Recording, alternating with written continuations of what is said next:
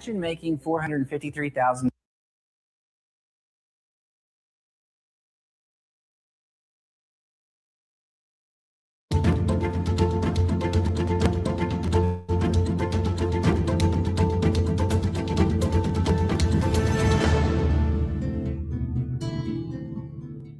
Now, we were supposed to have Francis Onyema, who is a presidential aspirant under the banner of the National Rescue Movement, but we were informed that he is in a family meeting that he can't get out of because the family has suffered a bereavement. So he has our condolences. But Arise Politics editor and director of news, Sumner Sambo, is with me now in the studio. Sumner, thank you very much indeed for coming in. Thank you so much, Charles. This is one of the reasons why we are happy for you to be the director of news, because of course, when things go a little bit awry, you're always south. there. Yeah, absolutely. Well, when they go south, you take us north. So that's a good thing. So thank you very much indeed for coming in. You're welcome, Charles. But let me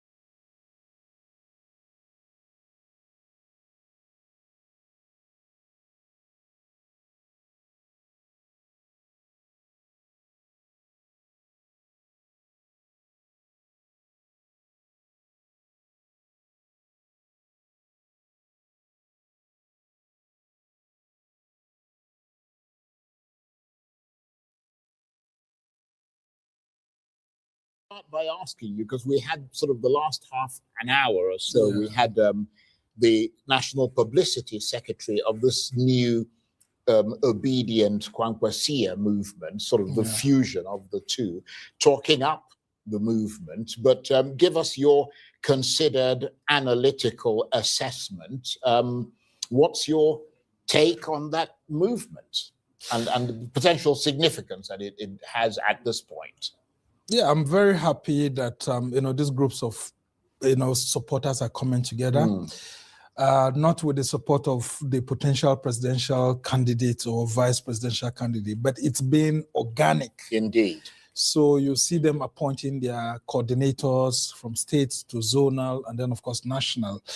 And what we'll be canvassing is transparency in their actions, especially when it has to do with financing. And then, of course, the ability to be able to maintain the rhetoric that will resonate with the public. Because, I mean, what had happened in the last elections, led to lots of people, saying that the obedience were too harsh in their rhetoric. And then, of course, you would have heard Mr. President Bola Ahmed Tinubu saying that, look, he hardly, reads social media because of the way it tends to be too abusive in terms of political Obviously, rhetoric. it's not just obedience. Yeah, not only them, but tend... if you look at the way the president was talking, you know that that's where he was pointing at. But nonetheless, you've also had very harsh rhetoric coming from the president's supporters against the obedience. And then, of course, they had to fight back. And so this time around, the tone of the rhetoric that should come out of the OK movement, like they are saying at the moment, should be something that's based on, political discourse that actually brings out the best for the country. Why do you think that a potential Obi Kwankwaso ticket will do better than the incumbent? And then what exactly are the issues that you're advancing that will be different in terms of policies, in terms of the politics itself within the ADC or whatever party that they eventually choose to go to? And then, of course, why should Nigeria actually give that ticket a chance? Because these are the narratives that we're counting on, not just coming to say, okay, there's corruption or others in mainstream political parties are not good, or, just pushing aside the APC that they don't matter. Now, in the last elections, Obi had been saying that, the issues of structures were corrupt structures, but now he's been, faced with the realities that you can't become president without having those structures. And the supporters have seen the importance of having structures. That's why you're seeing them coming together to say that, look, even if Obi wouldn't want to have structures himself, nonetheless will serve as the backup to whatever political structure that will be coming up. And I really love this because it's a handshake across the Niger. You're having people who politically over the last 10 to 20 years have been apart, coming together. If you listen so it's a hopeful sign, isn't it? Yeah, it's a hopeful sign. And I'm really happy for it because there's some sort of healing that's coming within Nigerian politics. Because if you look at the rhetoric that comes from the East politically and the rhetoric that comes from the North politically, actually it's not been healthy in the past 2 decades. And so if people can organically arrange themselves and promote a ticket that maybe even Obi and Kwan are not even talking about at the moment, I think it's something that's very good. And I will encourage this sort of organic support to come out of the APC, come out of maybe PDP if they're able to solve their problems also. Because it mustn't be about the political actors, but it could be about the aspiration of what their followers think is the best for the country. And so set an agenda for the potential candidacy of an Obi and Kwan. So I say, see, even if you do get this ticket, it's not about you. It's about how we want our country, indeed, to be in the future. Right. So, I mean, you mentioned the president a number of times there, and of course the APC. The president has been meeting the APC governors. I'm going to get to that in a minute, but let's round off with the Peter Obi bit, because you were telling me earlier Peter Obi was in Bauchi today meeting the governor Bala Mohammed, who I'm told now describes himself as a freelance politician. What is your reading of all that? Very interesting perspective, and it reminds me of 2022 when I was in that company of Obi where we went around the country, myself with him. The very first place we went to was Bauchi, where we had to even visit the Abubakar Tafawa Balewa, mausoleum. And, some of the visuals about Obi, whenever I take a look at them, I'll see that very first act that Obi took, going around there and then seeing him going there today again, but this time around not going alone, not going with a few people. When we went there in 2022, Obi was relatively unknown, though the governor hosted him then. But now Obi was going to the same state, and this time around going with huge, political weight, and then very strong politicians. I saw the likes of Ben Obi there. The former Abia State Senator, Senator Enyenanya Baribe, and some very top, leaders from the Southeast there, including our own professor who, you've been featuring here. You will see that delegation was actually very, very strong, very, very strong. And I'm thinking that the rhetoric that will come out of that meeting will be something that will help to forge an alliance between the North and the South, especially the Southeast, build bridges more, and then help, to reduce this tension, this friction that we've always had. Look, Charles, the best political alliances that we've always had in the country between the North and South have always been between the North and the Southeast. That is true. From the First Republic. So that's people like Shagari and in the First Republic, we had Nnamdi Azikiwe, with the Ahmadu Bellos of this world and Tafawa Balewa. And then in the Second Republic, we had Alex Ekweme alongside, Shehu Shagari, having that ticket. And then even when we had Buhari, 2003, he tried to actually bring, the likes of the former Senate president, and then you also had Okadigbo, and then you had Umeo Zoke, the former speaker, also being given the opportunity. Atiku Abubakar also had the same. So you see that there's always been that arrangement there. If you look at Atiku Abubakar's political philosophy too, he's always had the likes of Ben Obi around him. And then I watched an interview recently where Ben Obi was saying that in the past, Atiku Abubakar would come and spend his Christmas period in the East. And those are the kind of mature politics that we need at this moment, not the kind of rhetoric that comes out and it looks like Nigeria is going to war, and then some people are saying that, look, the Southeast will never be given an opportunity. When I saw Peter Obi at the government house in Bauchi, I was really happy because he was received, wholeheartedly. And then Bala Mohammed saying he's a freelance politician now.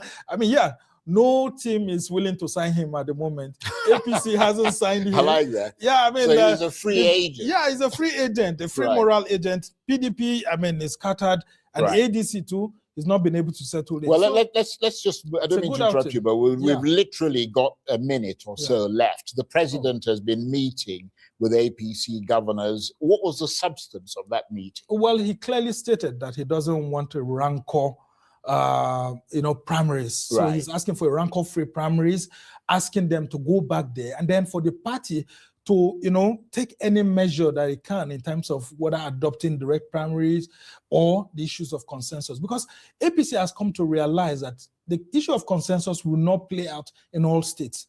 And so the best way to prevent political tension is to actually embrace the idea of having direct primaries to resolve some teething issues. Because some of the politicians are saying that they prefer to be defeated than for them to have someone imposed. You would have seen what's happening in Ogun State at the moment, where Senator Yayi is actually facing lots of opposition, despite the fact that President Tinubu has agreed that he should be the APC governorship candidate. Potentially there's a consensus. Look at what's happening in Nasarawa too with Ahmed Wadada. You see that there's a problem that consensus cannot solve. So the best way would be to go to direct primaries and resolve those issues. But for states where there's a huge consensus, then of course the president will be able to have his way, the governors will have his way. But overall, what he said is that the governors must be allowed the opportunity to, have their way in terms of the tickets for the senatorial and House of Reps, because he cannot impose automatic tickets for Senate and House of Reps on these people when the governors are there. And I think Mr. President, is trying to be highly political here to safeguard his own interest, because his election will come first before that of the governors. Indeed. Sumner, you're a star. Thank you so much. And I think you deserve an award. But I know you just got an award recently anyway. So you're all right for the moment. Yeah. Thank you very much indeed. Sumner Sambo is a... Greetings, everyone. Happy Friday. How's everybody doing? I hope you're having a great start to your TGIF. So I thought I'd bring this video here because I don't know about you guys, but I noticed that it looks like the journalists in Nigeria have started to step it up a notch. And some of them are taking very bold steps, they're taking bold sides. Let me put it that way. I don't know if you guys are aware. I think we talked about this here a couple of days ago or so, about a week ago, where we said that, they put out a notice, NBC put out a warning to all journalists as the election is approaching, sort of trying to gag them from saying, things politically, right? So, but I see that has triggered journalists to step it up a notch. I sense a little bit of boldness coming from journalists in Nigeria. I don't know. This is just my observation. I could be wrong. You guys can correct me if I'm wrong. But that's what I see happening, especially in Channels News. There's a lady that I've noticed that's become all of a sudden bolder. It's almost like she's now even challenging, what's his name? Rufai in his position, being bold and very focused about the questioning. And I'm liking it, So Sumner came, and you can tell how excited he is. I tell you for free, guys, the only candidate and the vice presidential candidate that will put smiles, that will get people excited, is Obi and Kwankwaso. That's just the truth. Since there's no revolution happening right now, those are the only two that is putting a huge smile on the faces of Nigerians all over.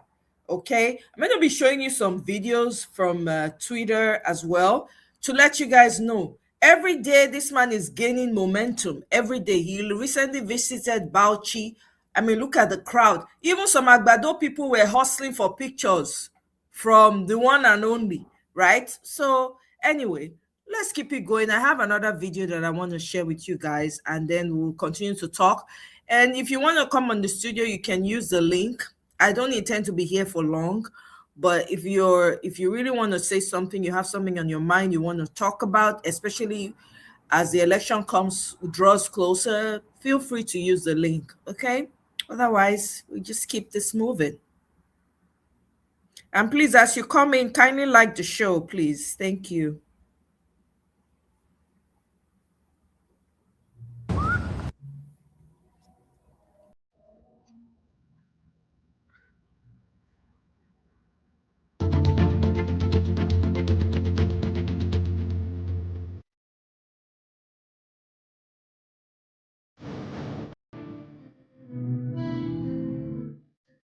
So a new force emerges in Nigeria's opposition politics, one that could potentially reshape the battle for 2027. Supporters of Peter Obi and Rabiu Kwankwaso have come together to launch what they call a nationwide mobilization platform, the Obi Kwankwaso movement, positioning it as a unifying engine ahead of the crucial primaries of the African Democratic Congress, or ADC. On paper, it looks formidable, a merger of the obedient movement, Kwankwasia, and broader coalition forces with structures already claimed across all 36 states and the FCT. But beneath the momentum lies a more complex story. The race for the ADC ticket is already heating up, with heavyweights like Atiku Abubakar making it clear they are not stepping aside, and others like Rotimi Amechi and Aminu Tambuwal also in the mix. So what exactly is this movement? A genuine grassroots coalition built on shared vision, or a strategic pressure group designed to tilt the balance of power within the opposition? Well, for more on this, I'm joined now from our studios in Lagos by the National Publicity Secretary of the Obi Kwankwaso movement, Justin EJ. Can you hear me, Mr. EJ? Good evening, Charles. Yes, I can hear you. For joining us. Let me ask you, first of all, is the Obi Kwankwaso movement a genuine coalition for national reform, or a strategic vehicle to secure the presidential ticket for Peter Obi and Rabiu Kwankwaso within the ADC? Thank you for that question, Charles. I don't think you can separate those two things one from the other. You need a strategic vehicle in order to be able to deliver strategic reforms. So you cannot choose one from the other. So the answer to the question is yes, it is a strategic vehicle because you do need one to contest for electoral positions. And secondly, yes, the ultimate objective is national reform. Now, you say you have structures across all 36 states and the FCT.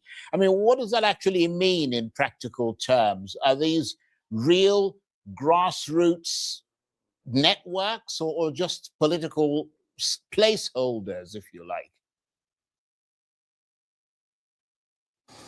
Again, Charles, words mean things. Political placeholders, grassroots structures, at the end of the day, you're speaking about human beings playing very specific roles in any organization. So yes, we do have grassroots structures that cascade all the way down to the wards and the unit levels of the electoral map of this country. And this is not a greenfield project per se. As you know, the OK movement stands for the Obi Kwankwaso movement. Now, what we've done, preempting the question I suppose you might probably be asking next, is a fusion of the popular support that both principals have already at the grassroots level. So we are not starting from ground zero. We have a lot of traction to leverage on as we proceed on this project. Well, as you mentioned there, at the heart of this movement are two strong political figures. Which one of them leads and who steps aside if it comes to that? Because alliances often collapse at the point of decision. I mean, we've heard that, you know, Peter Obi is getting the ticket and Kwankwaso is his running mate, but we haven't heard that spoken of decisively in the public arena. Have they already agreed who takes the ticket, or is that battle still ahead? So what we have chosen to concern ourselves with as a movement is the benefits of the combined forces of both human beings, His Excellency Mr. Peter Obi and His Excellency Alhaji Rabiu Kwankwaso. When you study their political history, their track record, you find that there is a lot of similarity. There are a lot of overlaps in their ideologies. There are a lot of overlaps in the things that they believe about how this country should be run. And we believe that the combination of both things is what Nigeria needs at this point in time. Now, are there conversations that are ongoing, which I will not preempt at this conversation? Yes. There are conversations that are ongoing, and in a manner of speaking, I would say, let me say that they are above my pay grade. But that is not central to the issue. What is central to the issue is if both of these men decide to fuse their political forces together, if the party decides that an Obi-Kwankwaso alliance is what, as the Nigerian people are obviously asking for, is the best foot forward in the coming elections, then we are absolutely here to tell everyone and to remind everyone of why that is so. As to the down-to-the-wire decisions, we will leave those announcements to be made by the principals themselves. I will not take it upon myself to do that. Yeah, but the operative word that I'm hearing from you is if. You're saying if the two sides decide to get together, if the two men decide to come together. So on what basis, I mean, what is the context of you merging the two groups or coming up with an Obi-Kwankwaso movement when you don't even know who's going to have the ticket? You're proceeding on the false premise, Charles. I didn't say if both men. I said if the party decides that the combination of those two people on one ticket is what it wants to move forward with. That's what I said. I didn't say if both men. Both men have agreed on an alliance. The permutations of that alliance, like I said, because the specific question you asked was, oh, who leads the ticket and who backs up the ticket? And I am saying to you that even if I were privy to that information, I think it is right that the principals themselves will make that announcement by themselves at the appropriate time. And I believe that is something that you would understand. Well, to be quite clear, you did say at the outset that if they decide that they're going to get together, I mean, that's the whole point of having things said. I mean, it's there, it's for the record. But let's move on from there. Figures like Atiku Abubakar, your mouth is moving, but I can't hear you. In alliance. Go ahead. Can you hear me, Charles? I can hear you. Go ahead. So for clarity's sake, if I was misunderstood or if I misstated earlier, both principals have decided to work together, clearly, to avoid, without any equivocation, I am stating that clearly. Both principals have come into an alliance together.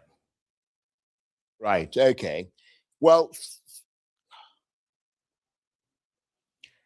right. Now, figures like Atiku Abubakar have made it clear that they're not stepping down.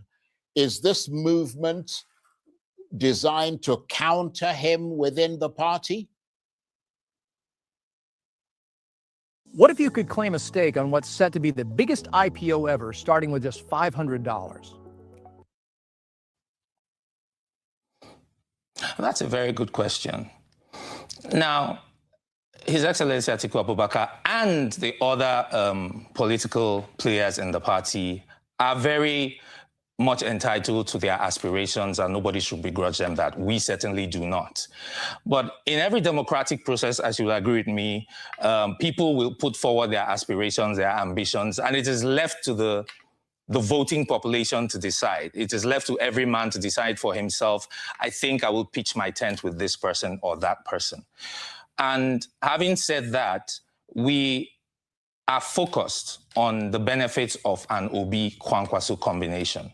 We are focused on selling the dream that is a better Nigeria. We are focused on telling the people of Nigeria how much we can achieve if we hand over that ticket to the proper combination of gentlemen in question.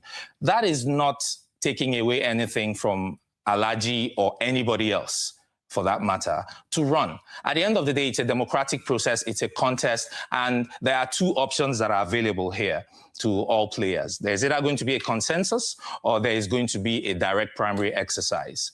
Now, those conversations are ongoing. I don't think a final determination has been made, but very quickly, let me add that whichever way the pendulum swings, the OK movement is boldly and loudly in support of a Peter Obi and Alhaji Rabiu Kwankwaso joint ticket. And that is who we will be supporting. Right. Well, from what I understand, that there will be an attempt to reach a consensus. And if that attempt fails, then they will go for primaries. And the way that it is looking, with all the people, the different sort of potential sort of candidates, you know, Atiku Abubakar, Rotimi Amechi, Peter Obi, and all the rest of them, even Aminu Tambuwal, none of them seem to be talking about consensus or giving way. So that raises questions about the kind of unity that will be formed if you have to go into a very disputatious primary, having disagreed about a consensus candidate. And it raises the question of whether the ADC coalition will become inclusive, which is the impression that we're being given, or purely selective, which would make it much more divisive.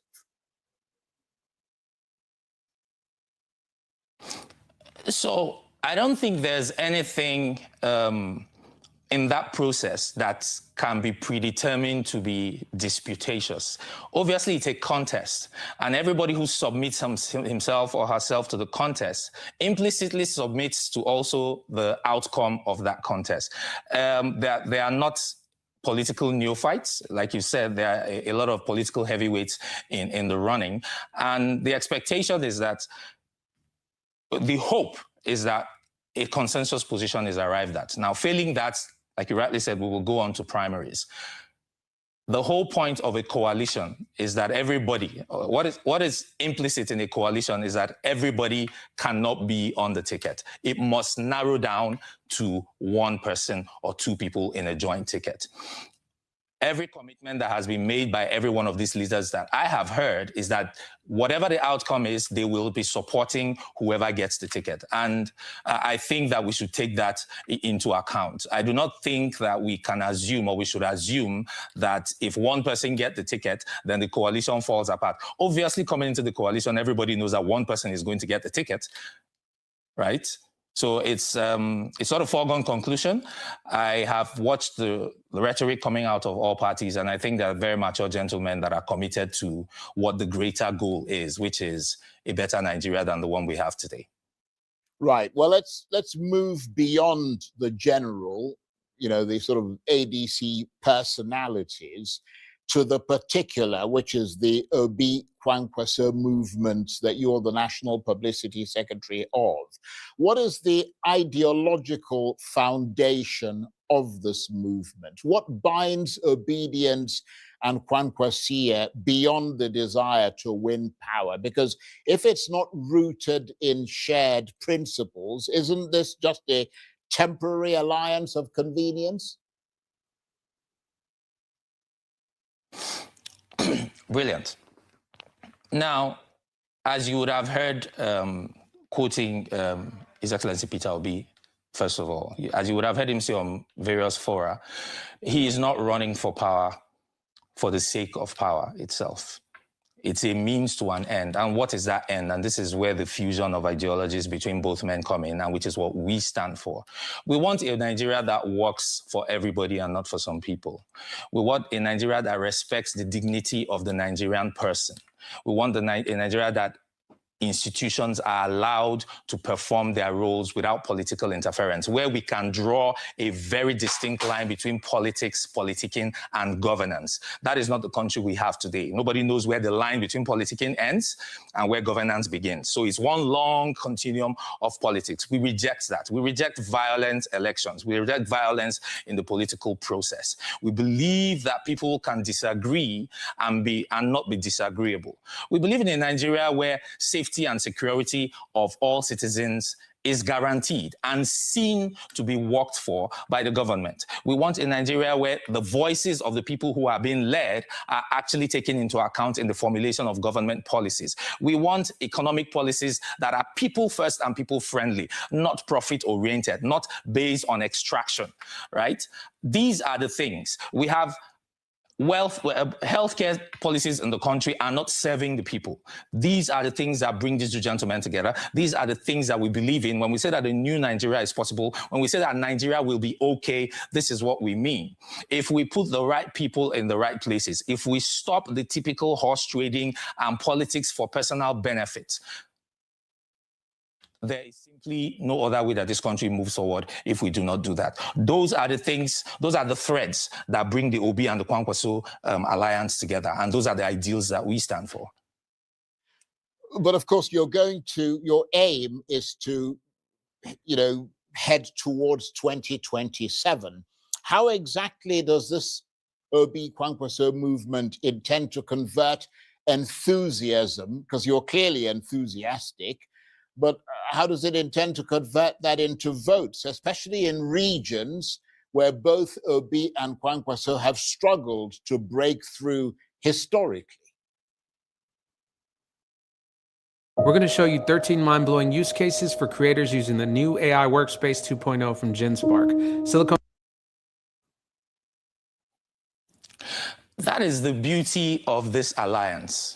Actually, Charles, you just touched on something very important. And as I said when we began, we are not reinventing the wheel here. The Obedient Movement, which is a support group that has chosen His Excellency Peter Obi, has been doing a lot of grassroots work. The Kwankwasia movement, which needs no introduction to Nigerians, has a very strong presence in the north with Kano as the epicenter, right? The OK movement is not trying to displace these two movements or even replace them. What we are actually doing is drawing on the passion and the structures and the elements of work that have been done at the grassroots between these two movements and creating a joint platform that allows for expression of our combined vision, right? Which is a joint Obi-Atiku presidency, ultimately come 2027. So the past 3 years after 2023, what these two movements have done on their own is not lost to us. We're having joint consultations, we're having joint meetings, right? And we are going to be pushing forward as an alliance of both. We'd call the OK movement, if you like, a special purpose vehicle for the expression of those ideals and those aspirations for the movements that have come together. Well, I'm sure you know that the Kwankwaso movement is concentrated in Kano. Kwankwasia is concentrated in Kano, not necessarily across the whole of the north, because there are other competing personalities. I mean, Atiku is there with his own followers, Aminu Tambuwal and all the rest of them. Mr. Kwankwaso's concentration in terms of support is in Kano, and we're now also hearing that support is split because he's left the NNPP, which was essentially the party around which the Kwankwasia movement coalesced, and the governor of Kano State, who was, if you like, part of his team, has also left. So there is a division in terms of the people and the votes that he can muster in that part of Nigeria. And talking about the Obedient movement, they reshaped the conversation in 2023. Nobody can deny that, but then they fell short of victory. So what I'm trying to understand is all these empty spaces that need to be filled, what will you do differently this time? Okay. The first thing I want to respond to is the last thing that you said before you asked the question. The Obedient movement and Peter Obi did not fall short. We achieved our aim, which was to win the 2023 elections, and we did win that election, and it was stolen. And if anything, we are way more enthused about that objective and what we need to do differently this time. Coming back to the question, the whole point, like I said, when I first responded, you can call Kano the epicenter of the Kwankwasiyya movement, but you cannot objectively say that it exists only in Kano, right? And you cannot also say that because there has been a fallout of certain people defecting from a political party, and therefore the movement itself is fractured. That's like saying that Peter Obi left, just to draw an analogy, that's like saying that Mr. Peter Obi left the Labour Party, and then because of that, the obedient movement has fallen into disarray. Nothing could be farther from the truth. The Kwankwasiyya movement is coalesced, in your own words earlier, around His Excellency Rabiu Musa Kwankwaso, and nothing has changed that in the recent past, and I don't think anything is going to change that in the future. Ditto for Mr. Peter Obi. And that is why I said the OK movement now becomes a medium of expression for the fusion of the energies and the structures of both movements. So this is the best foot forward for us, coming from the obedient side of things, coming from the Kwankwasiyya side of things, and pushing forward on the joint ticket. We are going to harness the energies of both as we head towards the elections. Are there structures in place? Yes, there are structures in place. But no matter how much we say it, people still tend to talk about, you know, the kind of rhetoric we saw in 2023. Oh, there are 4 people tweeting in a room. Well, hello, we all saw what happened. And if you think that this has no weight, go check out the sea of red caps up north and watch what is going to be happening in this space in the next few months, especially once we get into campaign season proper. All of the questions will be answered and nobody will be left in doubt as to what we are doing and what we're able to achieve.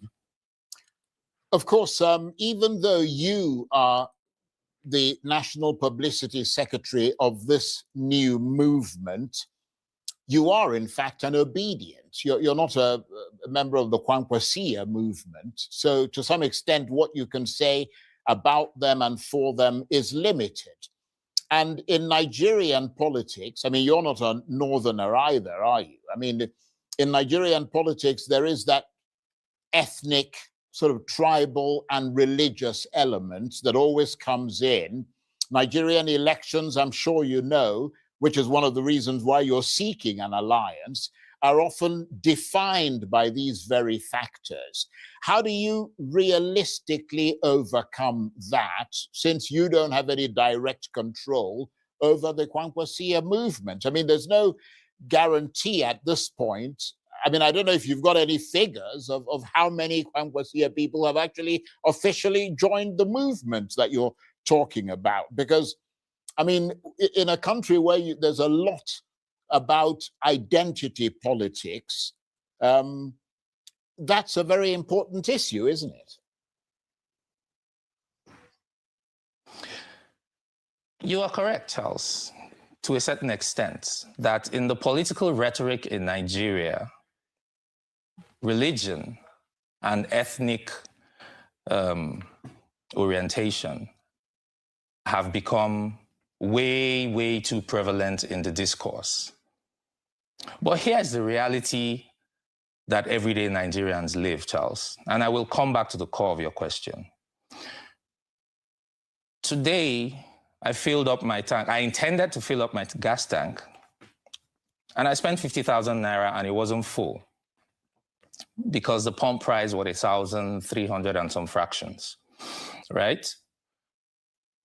That has no bearing. The fuel attendant didn't ask me what ethnicity I am or what religion I believe in. The point I'm making is that the sufferings of Nigerians, the travails that Nigerians are going through under the failed administration of the failed policies of the Tinubu administrations do not lend themselves to those kinds of conversations. We are united in the suffering. Children went to write JAMB on Saturday and never made it. This is the reality of the country we live in. Nobody in their right minds should be thinking along the lines of tribe and religion. But like you said, it has become a feature in Nigerian politics, and hopefully we will get to a point someday when it will not be the centerpiece. But is it the reality of the discourse today? Yes, to a large extent it is, and it would be naive to run away from that. But I'm just saying what I'm saying as a reminder to people about the things that actually matter. Competence, capacity, and character transcend tribe, right? They transcend religion. The man who slaughters people who he has kidnapped into the bush on some roadside doesn't ask them what religion, what tribe. The suffering is ubiquitous. It's common to all of us. The pain of poverty, the pain of poor medical health care does not respect religious profession or ethnic affiliation, Mr. Charles. And this is the reality that Nigerians must face up to. And we must allow our politics and our democracy to mature up to the extent that we begin to put first things first and not allow certain considerations to cloud our objective realities. Right. Let me ask you this, Mr. EJ. What happens if this alliance fractures? Do you have a plan B, or does the entire movement collapse with it? Because, as I said, I mean, you're neither obedient nor Kwankwasia. You're a new movement that's trying to fuse the two groups together. That would not be, excuse me, that would not be a correct characterization. There's a nuance that you've missed there. Earlier on, when you asked the penultimate question, you said, judging by the look, that I must be obedient. And you were right. I am the South-South spokesperson for the obedient movement. Currently, I still retain that function of service. And so I have not ceased to be obedient because I am working in the OK movement. If anything, I'm an ambassador of the obedient movement to the OK movement. And that's the way that you need to look at it, right? We are not working at cross purposes. Everything that I do in my current, in the hat that I'm wearing as I sit here as publicity secretary for the OK movement, cannot be divorced from my role, my active role in the obedient movement. Same for my colleagues who are coming from the Kwankwasia movement. What we are creating is a synergy of both groups, essentially. So why launch this? Sorry, we missed the last thing you said there. Can you repeat the last words you said? Oh, I said I just wanted to make sure that we are clear in that nuanced understanding of the relationship between the obedient movement, the OK movement, and the Kwankwasia movement. Okay, well, thanks for that clarification. Why either or? Yeah. Right. Why launch this movement now? Are you, sorry, can I just ask you a question? Because I keep seeing your lips moving and I can't hear you. If I'm talking, we won't be able to hear you. So you've got to wait for me to finish. My question is, why launch this movement now? Are you shaping the race early or reacting to growing pressure within the ADC? Because that is your first port of call before you then reach out to the rest of the country.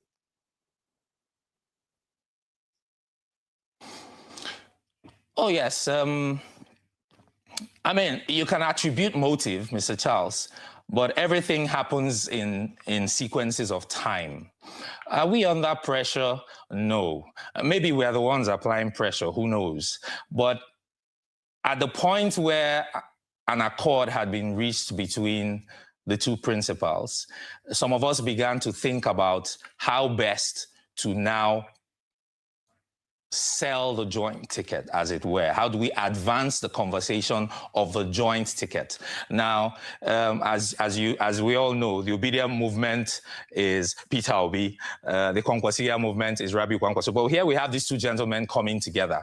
And so, where the intention is not to collapse the obedient movement or the Kwankwasia movement because they must maintain their distinct entities, we then needed a vehicle that allows the expression of the aspirations of both men that we support in these two different movements. Does that put the party under pressure?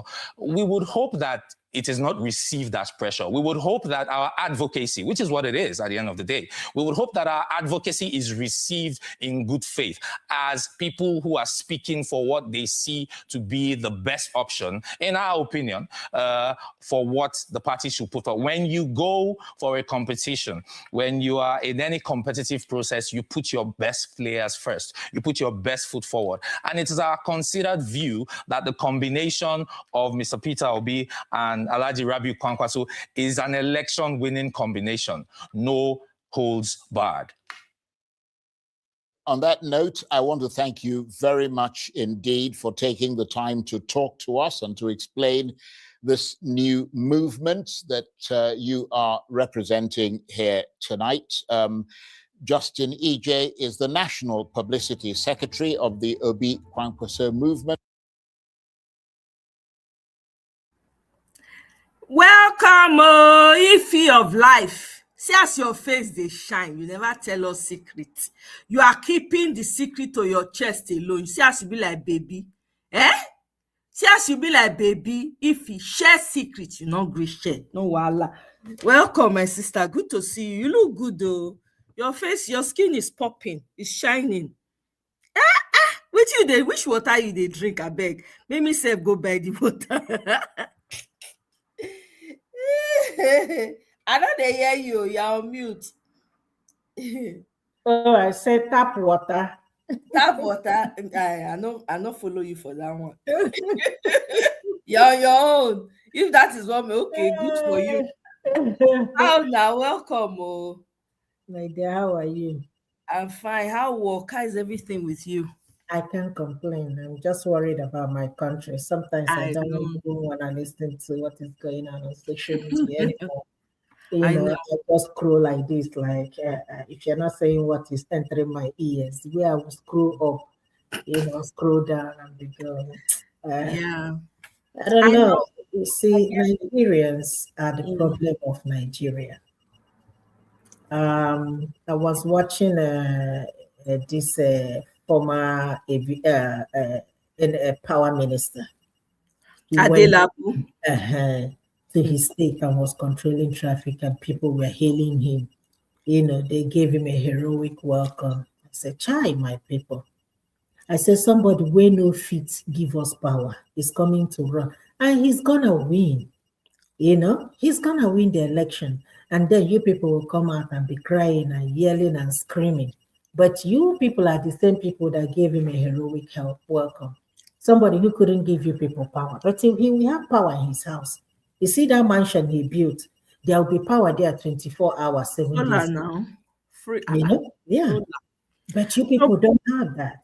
But it's not, I agree with you, it's the people's fault, right? But on the other side too, and the people have been subjected. Do you know how poor people have become? Not be everybody gets the strength to ignore their belly, say no, and no, this man is not doing us well. A person that is hungry is not thinking correctly. I heard that those people that came out are people that he sponsored. He paid them to come out. Do you understand? And if you look at it now, you'll be shocked that the amount he gave them, maybe like 5,000. Those people are not people you see in the city. Those people are not people who maybe have understanding of what is going on. They will go and bring people from the village. You understand? Like people that don't, as long as you give them something, even if na a small coke, they'll be okay. They'll be fine. They want to do anything for you because it's all about what I will chop now. So on one hand, yes, I blame the people. But on the other hand, I can't blame them because a hungry person doesn't think straight. And most of these people are not knowledgeable enough to understand that these people are they're just tricking them. Plus the man paid all those people that came out. He paid them. It's very easy to get people to pay to come and do. Look at the counter protesters now. People who come out for counter protests, where we are coming out and fighting for the rights of the people. You see counter protesters coming out. How much did they give them? Those are even the ones that you will expect that they know better. have an understanding of how politics works, but they will still, it's all about what they will get for themselves. That's the problem. If the Oyo people are ready, if they mobilize against Adelabu, he won't be able to get that ticket. But my question is, which is what I've been asking, are Oyo people going to fold their hands and watch that man that could not deliver as a minister of power? Are they going to let him become governor of Oyo State? It's up to the people in Oyo. It's up to them. You know? It's a shame, but it is up to them. Look at what happened today now in Edo State. They went to do city boy movement. They reached Edo State. People not show. Everywhere was scanty. You understand? Did they not pay people? They paid people now. You not see few people, scanty people for there. Those are the people they paid. They will still show. That's the unfortunate thing. But our own focus should be getting a lot more people, open a lot more people's eyes to understand, and which is what everybody is trying to do.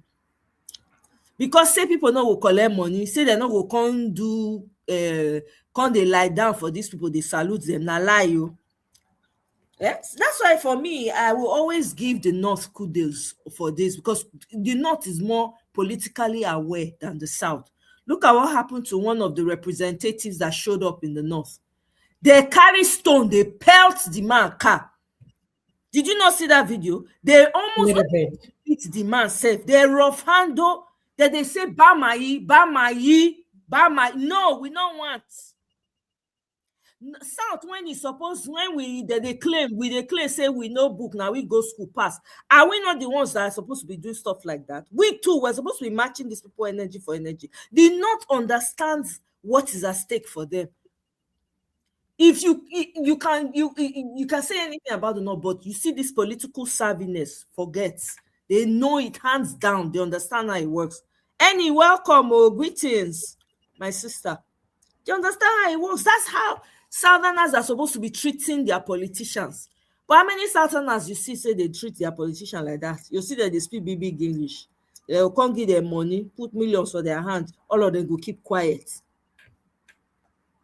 Politicians that have not done anything for you. If you go and meet all the ministers and senators and House of Rep members that are coming from different parts of the South, ask them what they've done for their people. They have nothing to show.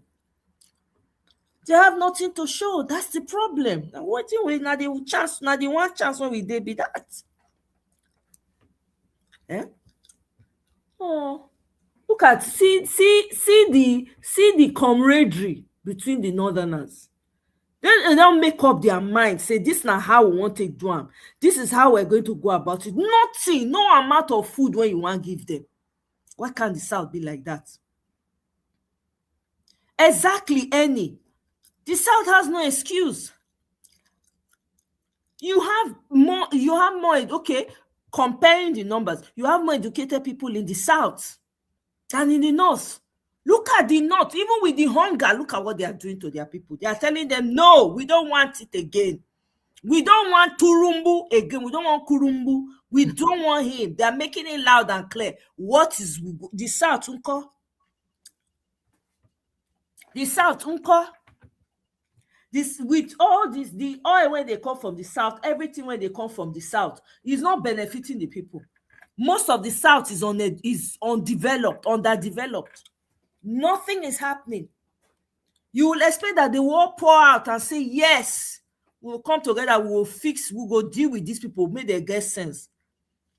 But it's the same North that has a higher percentage of poor and uneducated people that have the common sense to say, no, these people have done enough.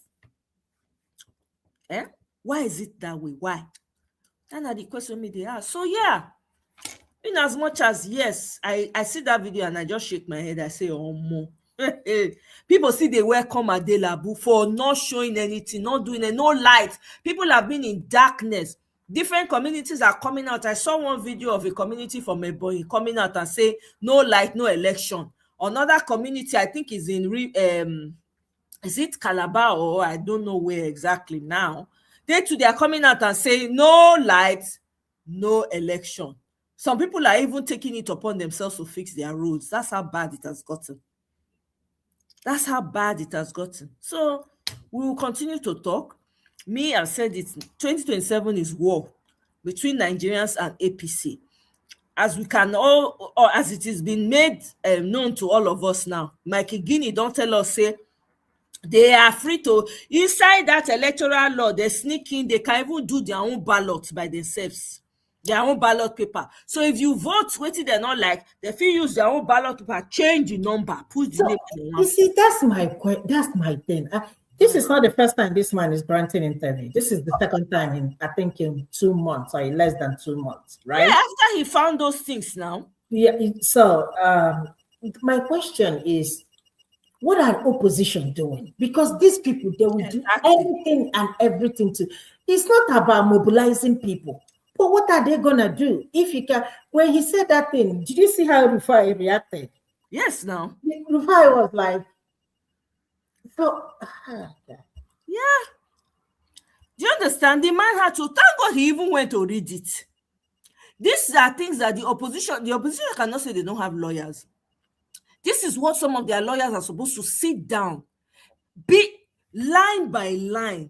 You go zazan that electoral act, line by line, piece by piece. It had to take a Mikey. We should be thanking Mikey Guinea. Because that's how you go into election. That means that this election is literally, forget it's already rigged. It's already rigged. It's already rigged because they have printed the ballot paper, kept it in their house or keep it in their house, waiting for that day. That's exactly it. All these senators, they will all come back. All these House of Reps, they will all come back. They are not coming back. These guys, senators, Agbado say he not promise any one of them say they will come back.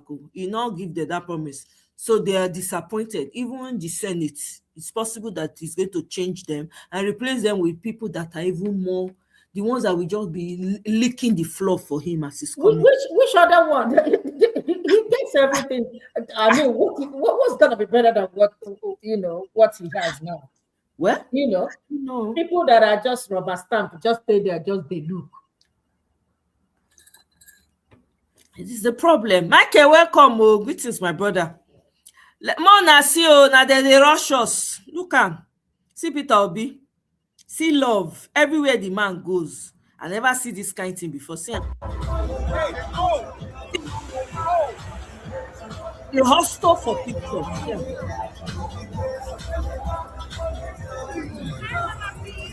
Yes, that's what is called Vanguard.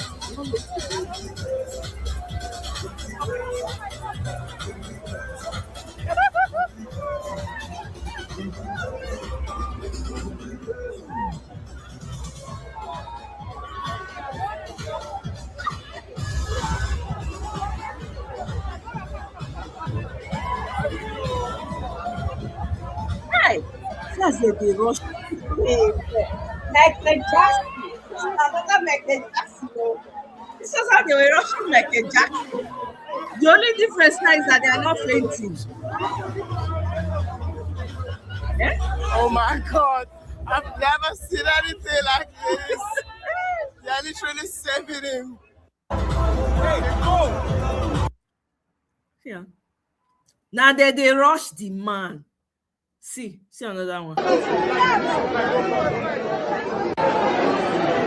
is Abuja. Interesting thing. I bet you APC people are there.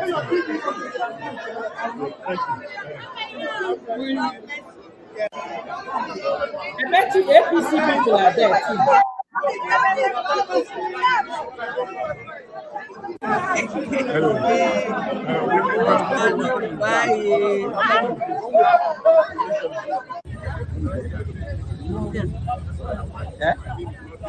It's another like the Jackson. More videos like that too. I've never seen a thing like this. I bet they should protect this man. So many people they use body. See even Agbado people. That's what I'm telling you, that APC people are dead too. See, that they rush. So that they rush the man. for life, but for back then, hey God.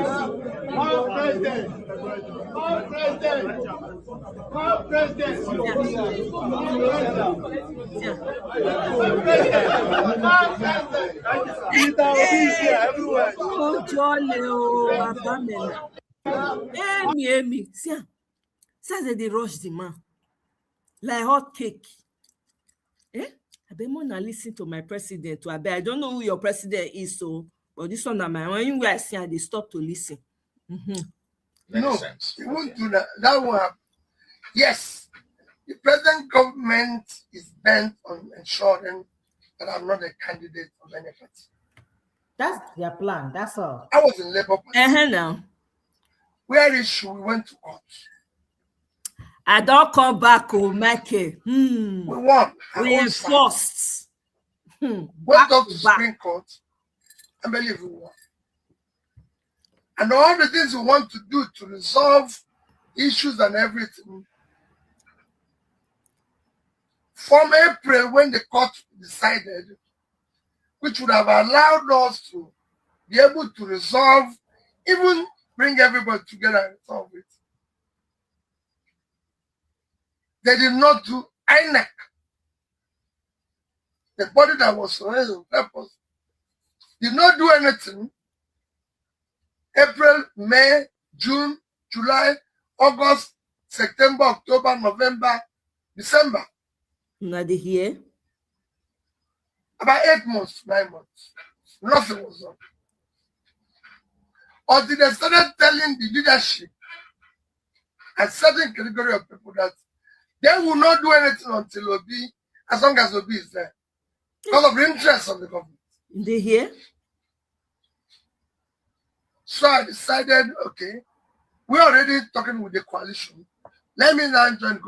The day I said I'm joining coalition, 31st of December, by 7th of January, they organize. So what else do you want to tell? Exactly. I'm going to write the people said, oh, he left Africa. Oh, he left PDP. Oh, he left. Eventually, in my life, I'm going to write book and say how I left all this. Exactly. I've never left anybody. Obi will win the second election. Of course. That's why they are fearful. Obi is not a threat. I hate when people say Obi. Obi is not a threat to them. Obi will win it hands down. So now here, all the people that have been saying, why did he not stay and fix the Labour Party? I hope you have heard, though. Yes. They did all these things they're doing were just to frustrate him to leave. You see, immediately he left. They removed Abure and all of them. They all left. Abure, they've all become irrelevant now, insignificant. They don't enter dustbin. And they sent another people. That's you can see the shameless waiting be his name. The chief of staff. Whatever. He can't come back to America. Because he has a pending charge here in Georgia. He cannot. Of course. He's telling, go there and scatter it. I mean, what kind of human being is being in power? Is he by force? Because they know that when PO comes, he go rearrange. You see all that thiefing when they thief. He go wreck all their businesses will be wrecked. All that fraudulent business. They are deathly afraid of the man. That is the only thing, because they know that when he comes, they will just, all of them will be as proper. Exactly. They will become insignificant and lose because they are not hardworking people. So the money that they used to collect and steal, they can't steal it anymore. So they have to work for what they have. That is what is bothering them. There was a guy that granted interview on, I think, Shemu's channel. He's on ADC now. He's from Adamawa. Okay. And he said he spoke to some of his friends. Can't you people talk to the president? Please, it is our time to enjoy. Can you imagine? He said that's what they told him. He's our friend. That people are saying, I beg you, it is our time to enjoy. At the expense of who? Nigerians. All this borrowing and borrowing and borrowing and borrowing. Trillions, so. All this borrowing and borrowing and borrowing. What are they doing with the money? You can't even say, Like I was listening to when I was working out, I was listening to Idris' interview with one other APC guy.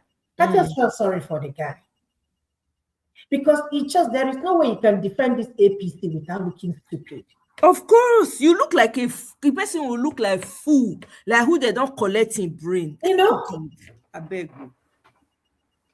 Is it by force to join politics? God forbid. If it's only APC that is left, you can keep it. They are just making all the APC people, they just come on national TV to make a complete fool of their entire lineage. Look at this man, Wale Edu, where they fire. I'm even happy for the man because the man spoke the truth. He said, no, we cannot continue this borrowing. It no go good for us. Bam! They cut the man because this man cannot stand truthful people. I beg, no listen to this Fulani man. No listen. Since yesterday, I am on my way to Calabar.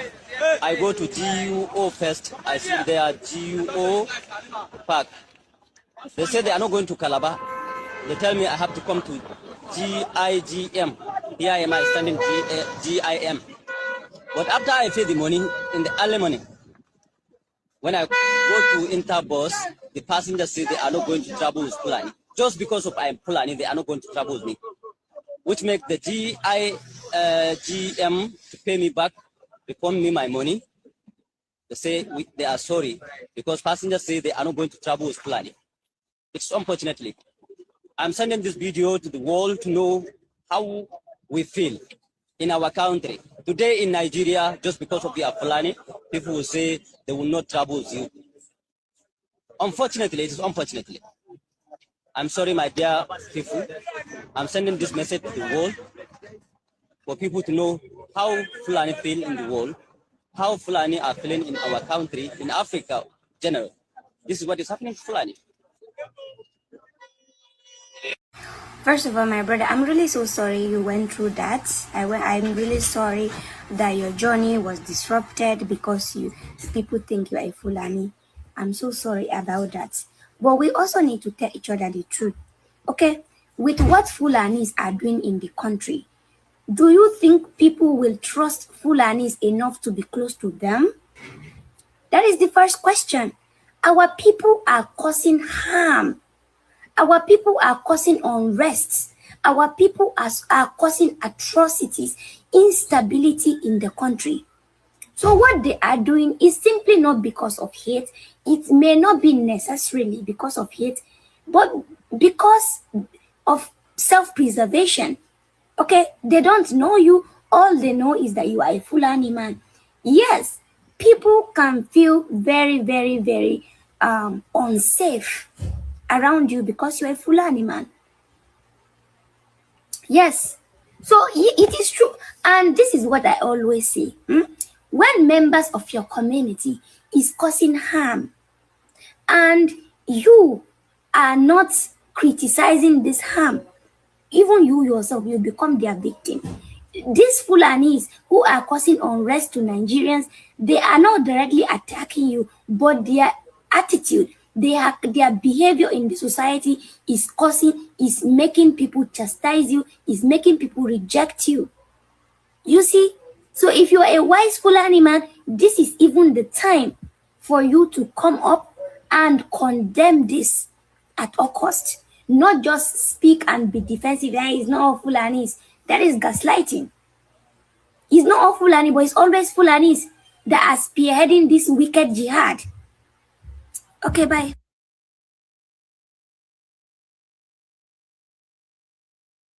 Very well said by this lady. Honestly, this lady should be protected though. I'm telling you, she speaks the truth regardless. She's always coming for her Fulani people. Always. May God protect this girl, I beg. Let's move on. Meanwhile, South Africa. What do we do now? South Africa. I don't even feel really talk about South Africa matter. You know why? See what even they go on for Nigeria amongst ourselves. The tribalism. Where one tribe go say, make the other tribe, they fit buy the other tribe. Look, now listen, Sha. Pretend we are not seeing what is going on in South Africa because it is becoming too much. If South Africa is no longer part of Africa, may we know. I've been watching gory videos of people beating other Africans, and this is a country that has a president. Nobody they talk. We have South African businesses here. We get DSTV, we get GoTV, we get MTN. I get senior men for MTN, but at this point, I don't even care. Any senior man for MTN, may they not even talk to me. It's becoming too much. Because if they're my brother, they beat so like that for South Africa. I believe say I know they fear to call MTN. A lot of things sometimes they happen. We get some relationship based on business deals where we they do as comedians, entertainers. What kind of rubbish is this? See the way that they do our other African brothers, Ghanaians, South Africa, where we help during apartheid. What is this nonsense? Like see the way, see the treatment in the streets. They beat them anyhow for no reason. I don't know who is the ambassador to Nigeria in South Africa, dear. I beg. God Almighty. Like, what is even going on? South African businesses can strive in Nigeria. They can live freely here. But we cannot live freely in South Africa. What did they go on? We never even deal with insecurity. Go to say, people in South Africa, they treat them anyhow. But a ShopRite can comfortably stay here and nothing is happening to ShopRite. I'm not saying Nigerians should go and start attacking them. But if this xenophobic act continues, we'll match, we'll shut down ShopRite. We'll lock them. Nobody's scattering anything. We'll start a movement and we'll close all ShopRite in Nigeria. All DSTV stores. Me personally, I've been started up on my state. Are you people mad? What kind of nonsense? I know the word video, they verse. See the way that they beat person, they run videos that I cannot even post.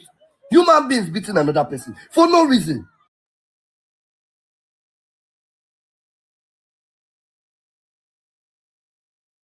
Nigerians, as it stands right now, APC and INEC are not ready. In fact, they are not interested in free and fair election in 2027. In fact, let me tell you two things. Let me show you two things that you need in the next coming election, because what we just discovered right now, it is almost impossible for Nigerians to have free and fair election. Let me show you two things we need. Is your voter's card. Number two, you need 2x2, because right now it is either they want it peacefully or we give it to them the other way. How can you tell me that in the Electoral Act, they managed to hide this fraudulent act for us?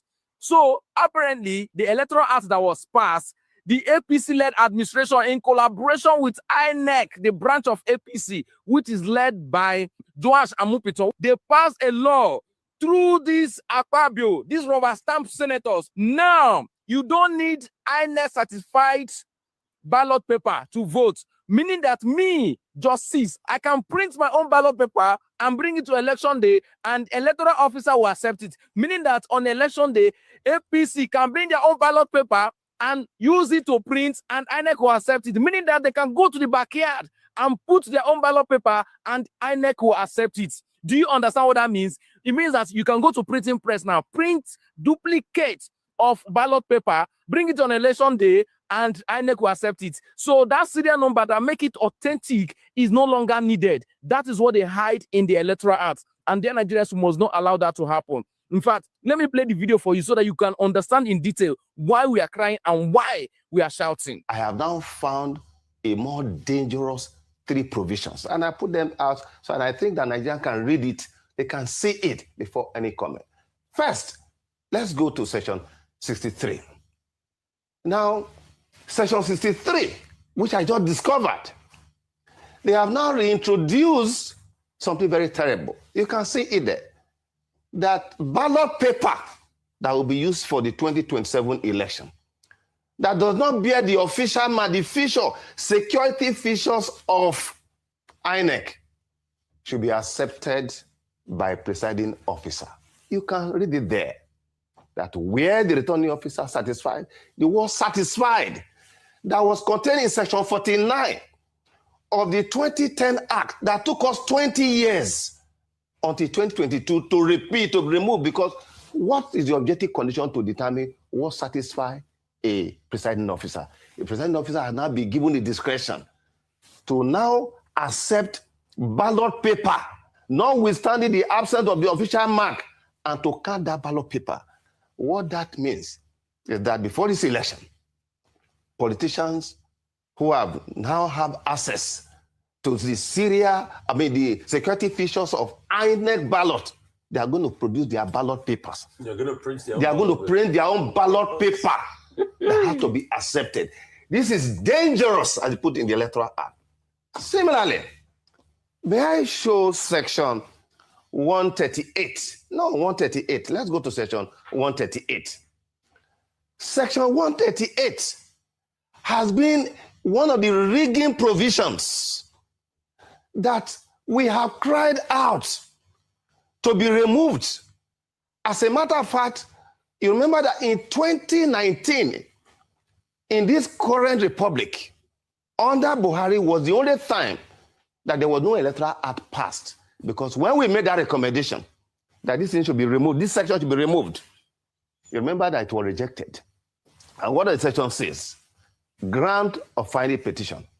It says that an act or omission which may be contrary to the instruction or directive of the commission or of an officer appointed for the purpose of election, but which is not contrary to the provision of this act, shall not of itself be a ground for questioning the election. May I make a few observations here?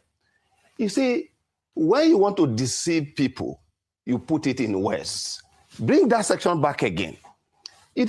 What they basically said, they were just short of referring to INEC regulations and guidelines, because the instruction and directive of INEC are contained in INEC regulation and guideline.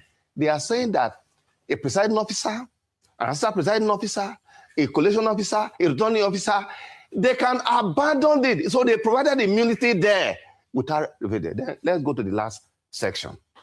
It will interest Nigerians to know that section 137 now says that all those categories of individuals, I think the other time I provided you what we call a pyramid.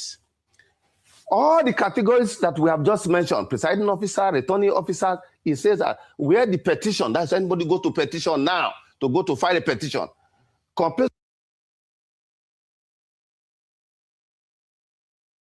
Annie, I see your question. You know what these people do? Even after they pass the one that everybody sees, they will go and sneak it in after they have passed it. You don't know? That's what this Senate does. Oh, anyway, let's move forward. You don't know. You don't know state capture is happening right now. They do as they like. See the APC city boy movement when it comes Bini.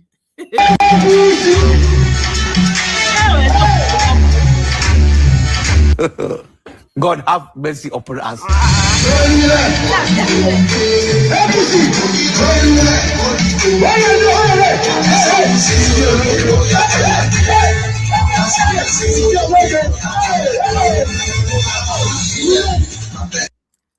Because of the music,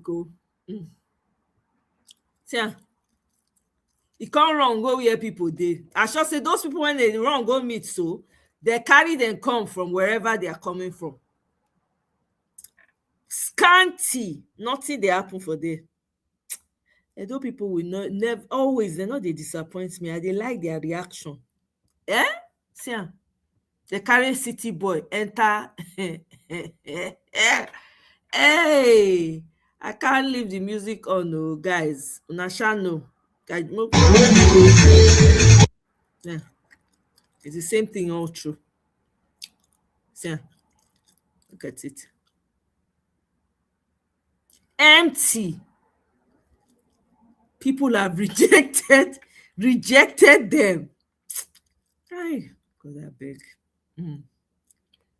This is what's happening in Lekki. All these Agberos just run, they run with the whole day. When an cutlass, they hold do or whatever. See, unrest, hoodlums cause chaos in Lekki.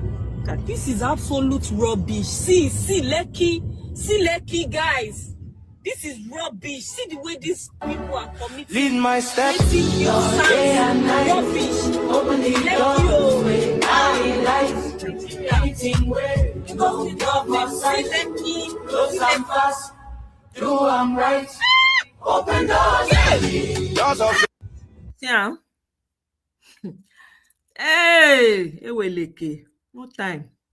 Meanwhile, Dele Farotimi says, as a Yoruba man, I envy Peter Obi and look forward to a Southwest governor who replicates his Anambra record over 8 years. More of Peter Obi's Michael Jackson moments in Abuja airport. Okay? Everybody excited.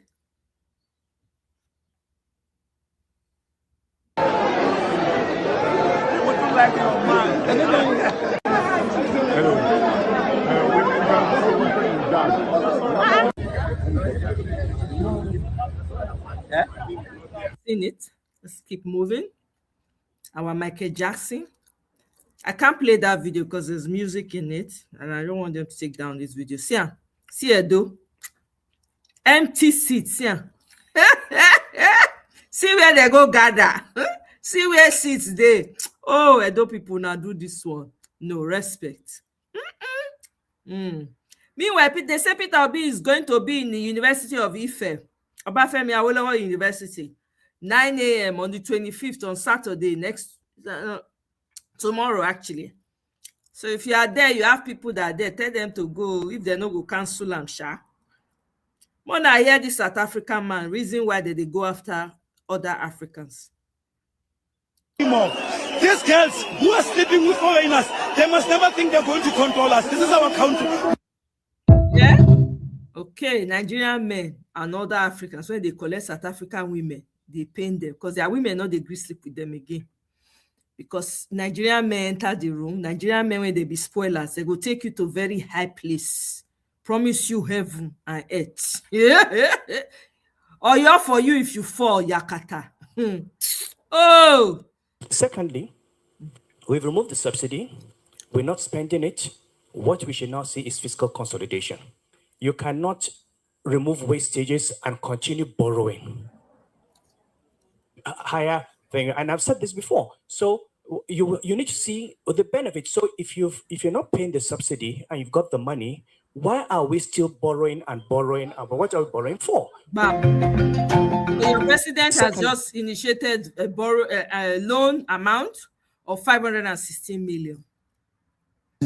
When you see people, so again, it is very disturbing when you see people who had failed woefully coming around and campaigning and seeking Nigerians to vote for them. Oh, my people, who do us? Who do Nigerians? I'm so worried because sometimes I'm tempted to ask, is it that we do not know what the truth is? Or we just decide as the people to turn blind eyes on the truth?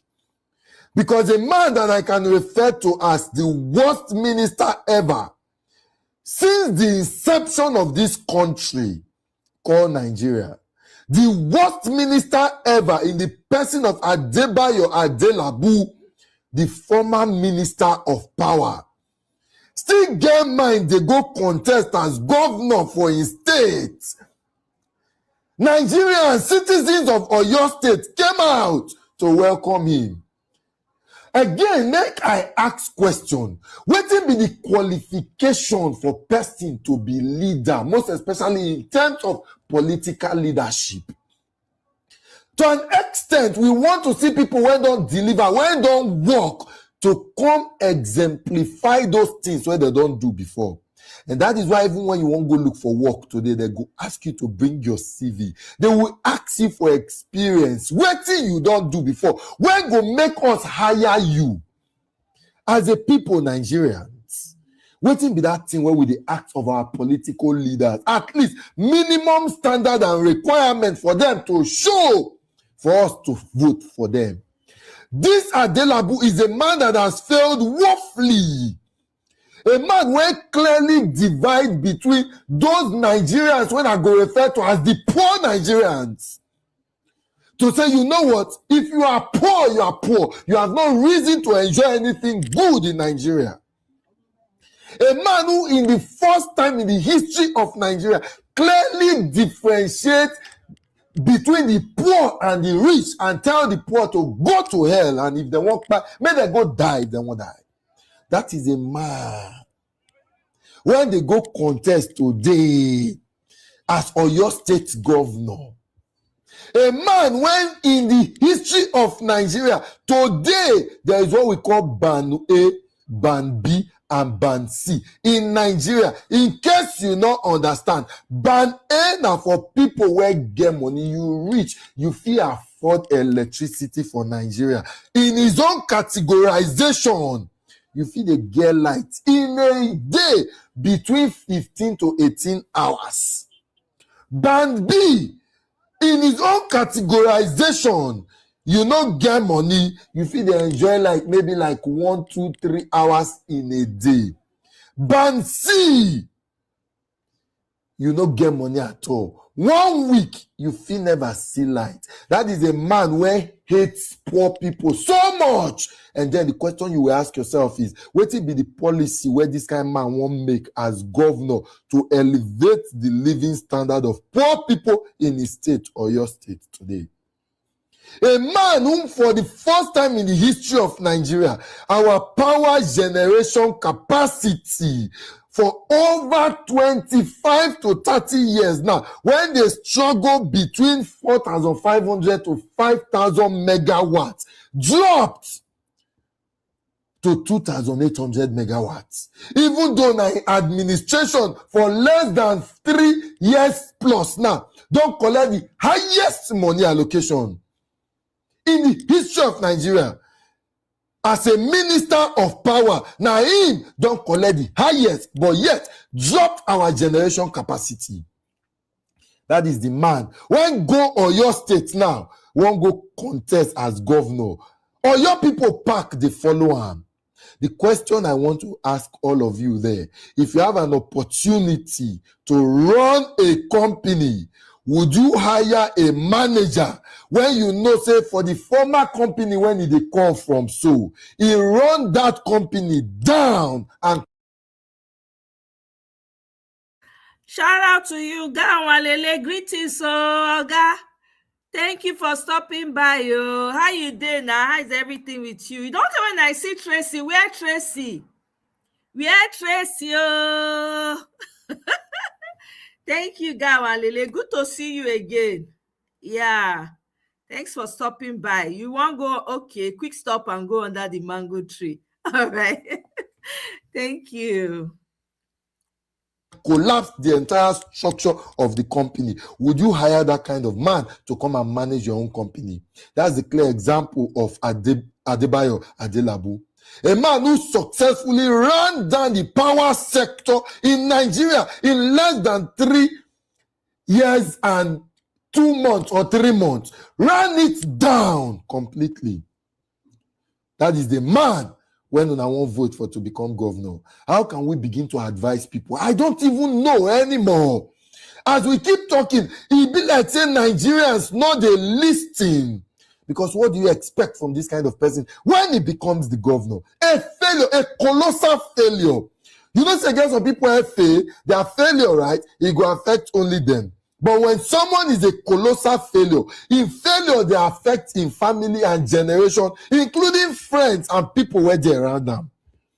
Adelabu is a colossal failure as far as being the minister of power is concerned in Nigeria. I do not know how much Oyo State gets when I feel saying that this man I fit to become your governor. You need to think again, guys. I believe there are better people. I don't want to recommend anybody, but I can bet you that there are better people. If you not see anybody where better pass this Adebayo, Adelabu, for your state, Mona just go street. Anybody want to cash for street, just cash him. Give him any JC where carry any political party name. He go better pass this one. Shame to you. Shame Adebayo, Adelabu. Rubbish. Or your people. Hey. And they use side eye, they look on your people. Whether they go fall for this Adelabu. God, I beg. A disaster. no light in the whole country. This man had the audacity to come out and be apologizing. If to say country na Nigeria na country where they work, that man no go get fear, no go let her come out. Anyway, we will get it right.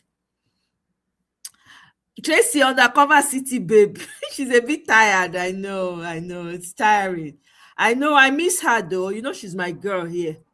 She, Ify, Annie, Temilade. It's been a while with Temilade though. I know everybody's busy. Very few women I will get for this politics side. Who else? Who else? So I hope I know they forgetting. Natu. Aha. Natu. So I always remember my girls, I beg. The leading candidates are concerned, they're all Yorubas.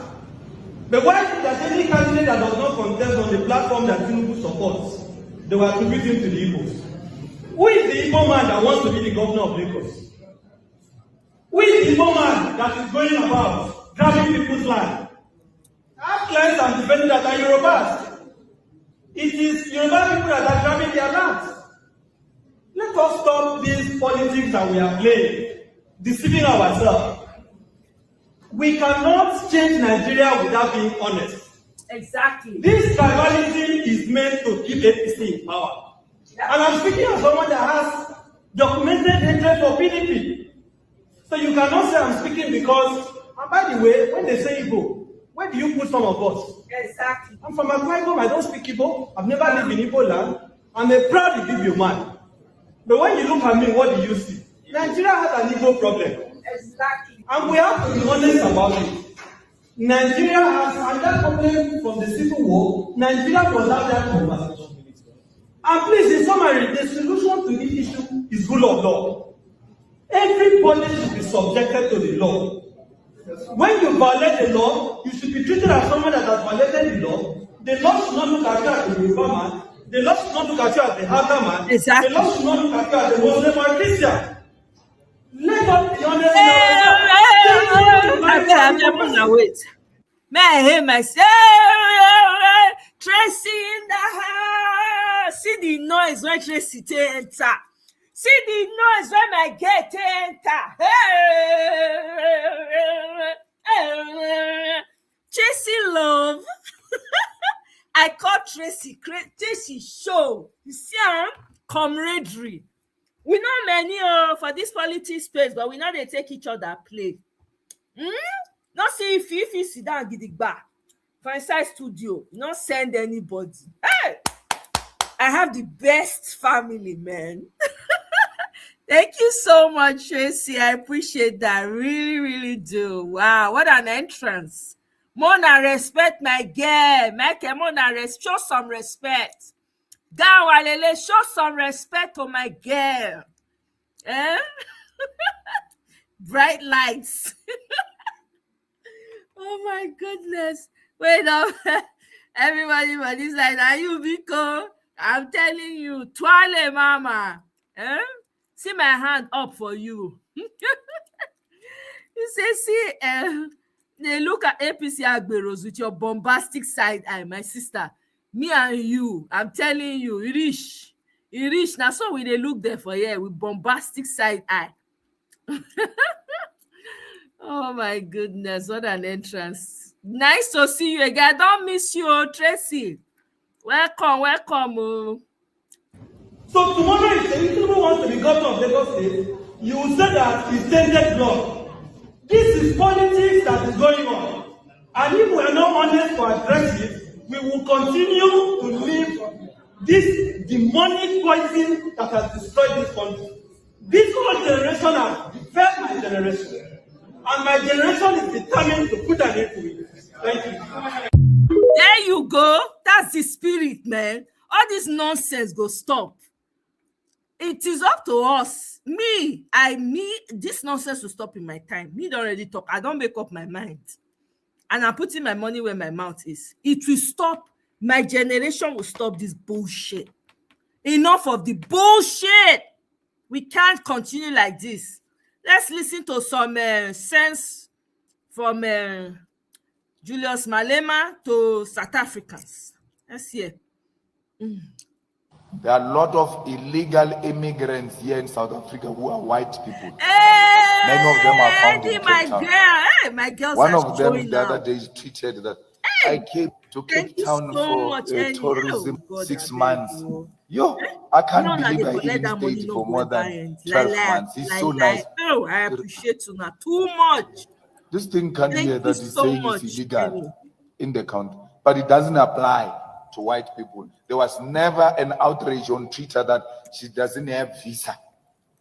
Had a black person said that, or my brother, the way is so nice here in Hillborough. Oh, I didn't even renew my visas. You will go home the following day. Our own people will go hunting for that person. But I looked at that thing of that white lady with interest, and I wanted to see what is going to be the reaction. Nothing. There are a lot of illegal immigrants here in South Africa who are. Okay. My Nigerian brothers and sisters. The title of my video today is the 68 trillion question. Why is Nigeria still borrowing? If the fuel subsidy is gone, why is Nigeria still borrowing? It is the 68.32 trillion question that has dominated our national discourse. Today, we're going to strip away the politics and audit the economic reality. I am Dr. Abubakar Adamu. As you know, I do not follow the crowd. No one sponsored my video. Imagine Nigeria is a large family business. For years, we spent our profit buying expensive fuel just to keep the generator idling. That was the subsidy. We finally stopped that waste to save money, but we've realized the factory roof is collapsing and we need new machines to compete. So we are borrowing 29.2 trillion this year, not to buy fuel or eat, but to rebuild the factory. Here's exactly where those funds are being deployed. First of all, we need to think about our old debt, which is the old debt trap. 15.8 trillion, nearly a quarter of our budget, this particular budget, is dedicated to debt servicing. Because we have unified the exchange rates, the cost of paying back. Hey, whoa! Down while they don't drop. Oh, speaking for the men. Oh, yeah, now. Oh, yeah, now. Oh, yeah, now. Thank you so much. Which on which tsunami? Don't dig too deep. Gawalele, thank you so much. Oh. I appreciate, man. Thank you, guys. I really appreciate. I go see mango. I will buy plenty mangoes and watermelon this weekend for sure. Thank you so much. Repping for the guys, but the women beat to their hands down. That one I have to give it to my girls. Or more. My girls are always repping, but I really appreciate Gawalele. I do not take it for granted. Thank you. Yeah. Now overflow, now go they get every time overflow. You look to your right, overflow, left, overflow. My girl go they flange your soft life. Oh my girls, soft life. All right, let's continue. Our old dollar debt has increased in Naira terms. We pay this to protect our national credit rating and ensure Nigeria remains a player in the global market. Number two, we're using this debt to buy tools, not food. This is the borrowing to build strategy. A historic 32.2 trillion is earmarked for capital project. We're talking about the Lagos-Calabar Coastal Highway, the Abuja-Kano Road, now 80% complete, and the strategic Sokoto-Maiduguri Superhighway, which has now received 8.96 billion for feasibility and design. We're also funding the light rail system in Kano, 120 billion, and in Kaduna, 125 billion. Number three, we need to understand the inflation gap. The cost of infrastructure has tripled globally. Building a school or a bridge today requires significantly more capital than it did just 3 years ago. The subsidy savings provided the foundation, of course, but borrowing is the bridge required to finish these critical projects. Now, many assumes Nigeria is over-leveraged, but when we look at the debt to GDP ratio, Nigeria's debt to GDP ratio, how much we owe compared to what we produce. Nigeria is in a much more stable position than many of its neighbors and even global superpowers. Now, when you look at the country debt to GDP ratio, we have Japan. If you look at Japan, 237%, Egypt, 92%, South Africa, 75%, Kenya, 70%, Nigeria, only 46%. So as the data shows, Egypt and South Africa carry much higher debt loads relative to their economies in Africa. Our challenge isn't the volume of debt, it is the velocity of implementation. Borrowing to build a highway that generates revenue is a smart investment. Borrowing to pay for consumption is a mistake, like palliative is a mistake, a big one. Now, the true task before us today is one of intellectual honesty. For too long, we have allowed political narratives to shift the blame to other regions or individuals or whoever sits in the seat of power, simply to avoid accountability. This needs to change. We can no longer be distracted by rhetoric while our national resources are being deployed for our future. We must demand the implementation of this budget to its fullest. No excuses whatsoever. Whether it is the rail lines in the north or the highways in the south, the funds are committed.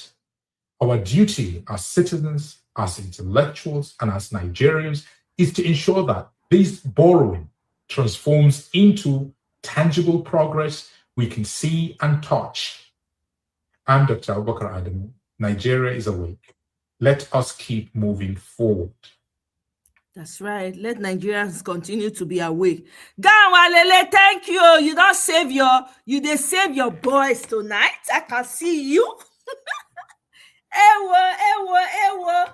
Michael, guy don't save you.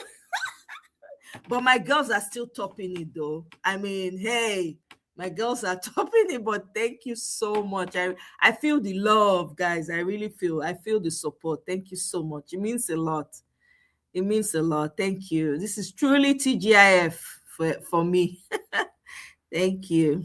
All right. So according to them, they say troops of Operation Hadinkai, they have neutralized a prominent member of the ISWAP Shura Council during an operation in Yobe State. Now the man be this one, they say the newt.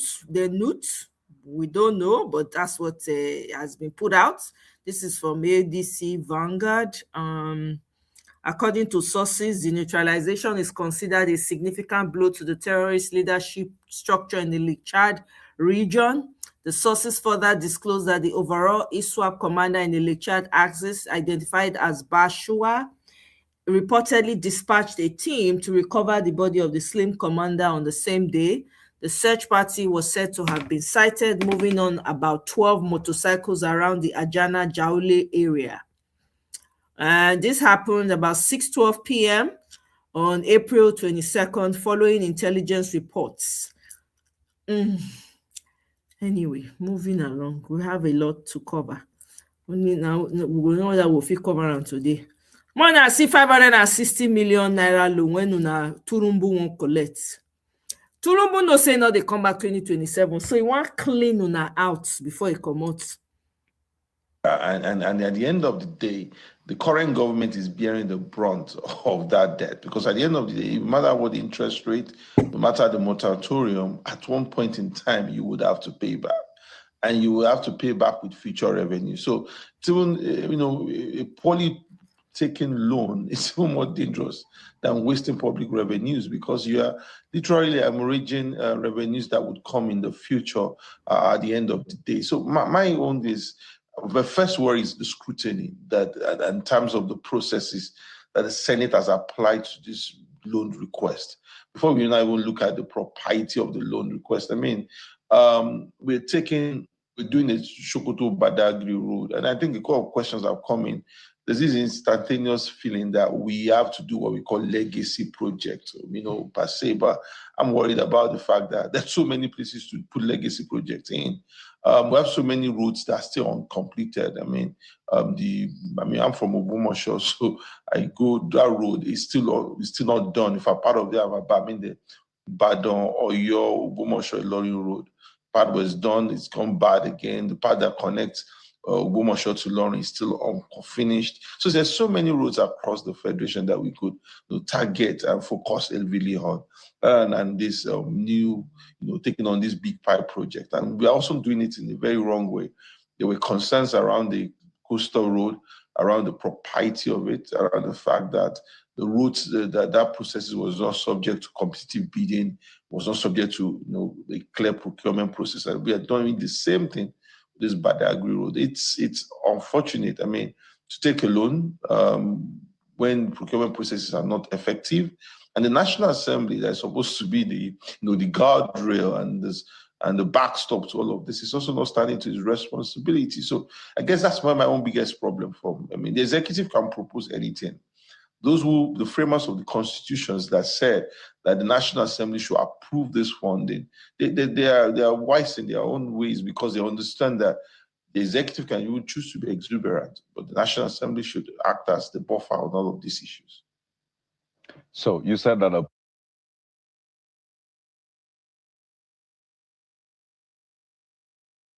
becoming a public disgrace. South Africa is becoming a public disgrace of Africa. In Europe, in Asia, and also in America, they are seeing us as people who don't have brain, people who are just there to entertain the world. We are leaving the people who are really causing problem among us, the white people, and fight among ourselves. We are fighting the people who are suffering, people who are looking for jobs, people who are selling in the street, people who are actually houseboys. Because of these little jobs, we are fighting, leaving the people who are actually in the position of our things. South Africa is becoming a real public disgrace in Africa, and it is all caused by Zulu people. Without Zulu people, I think South Africa would have been a peaceful nation. Yet the same people are the one who fought for Africa's freedom during the days of the British. Nowadays, they're actually fighting in the wrong time, wrong move, wrong purpose, wrong achieve. Their tradition is also disgracing Africa. Imagine a young child, a young female child who raise her leg upside down, show Africa her privacy in the name of dance, and also they leave their breasts outside. This tribe is the only tribe that is disgracing Africa in Africa right now. And also the noises that are caused in South Africa is them.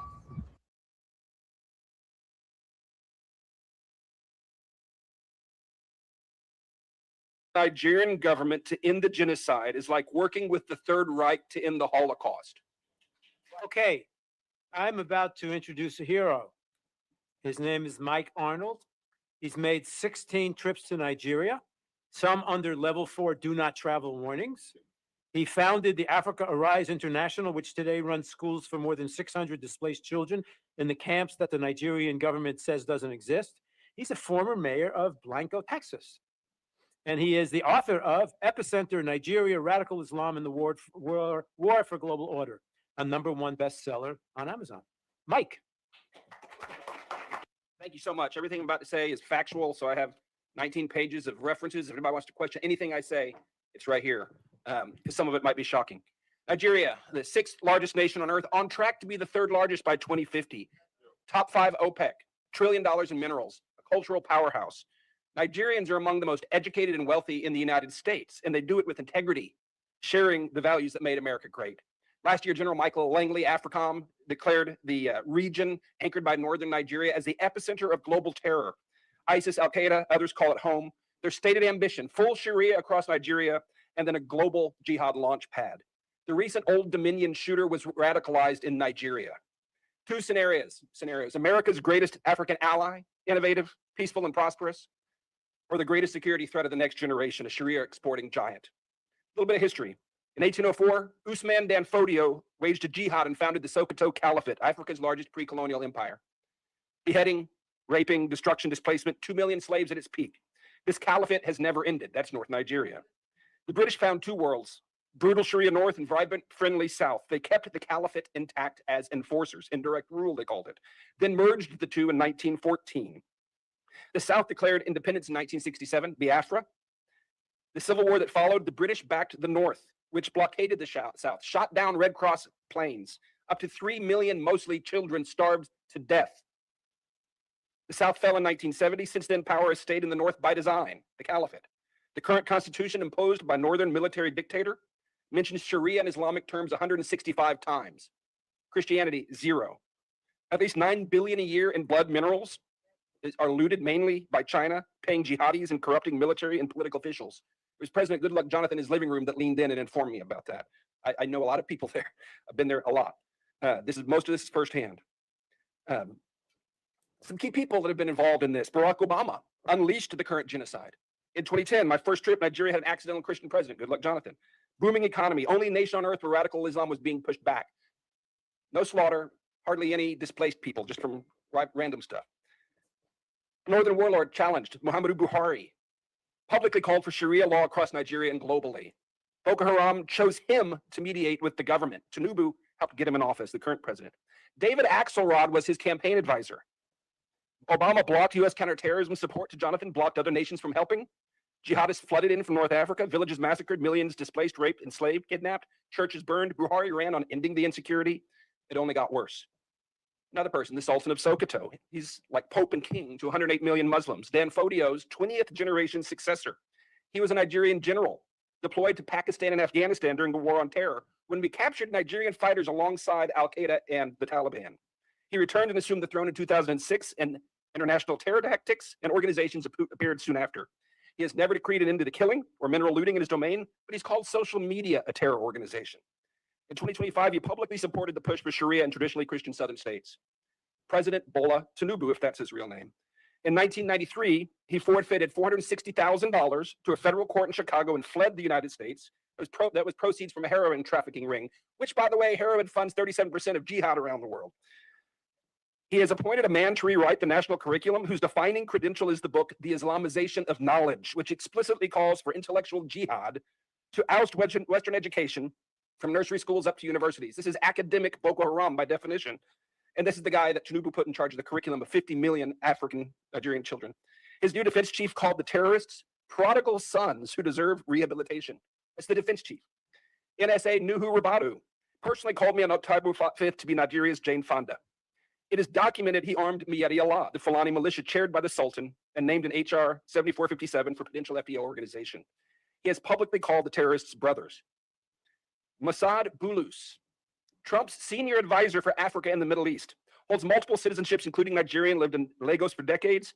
He parrots verbatim talking points of terror-linked northern imams.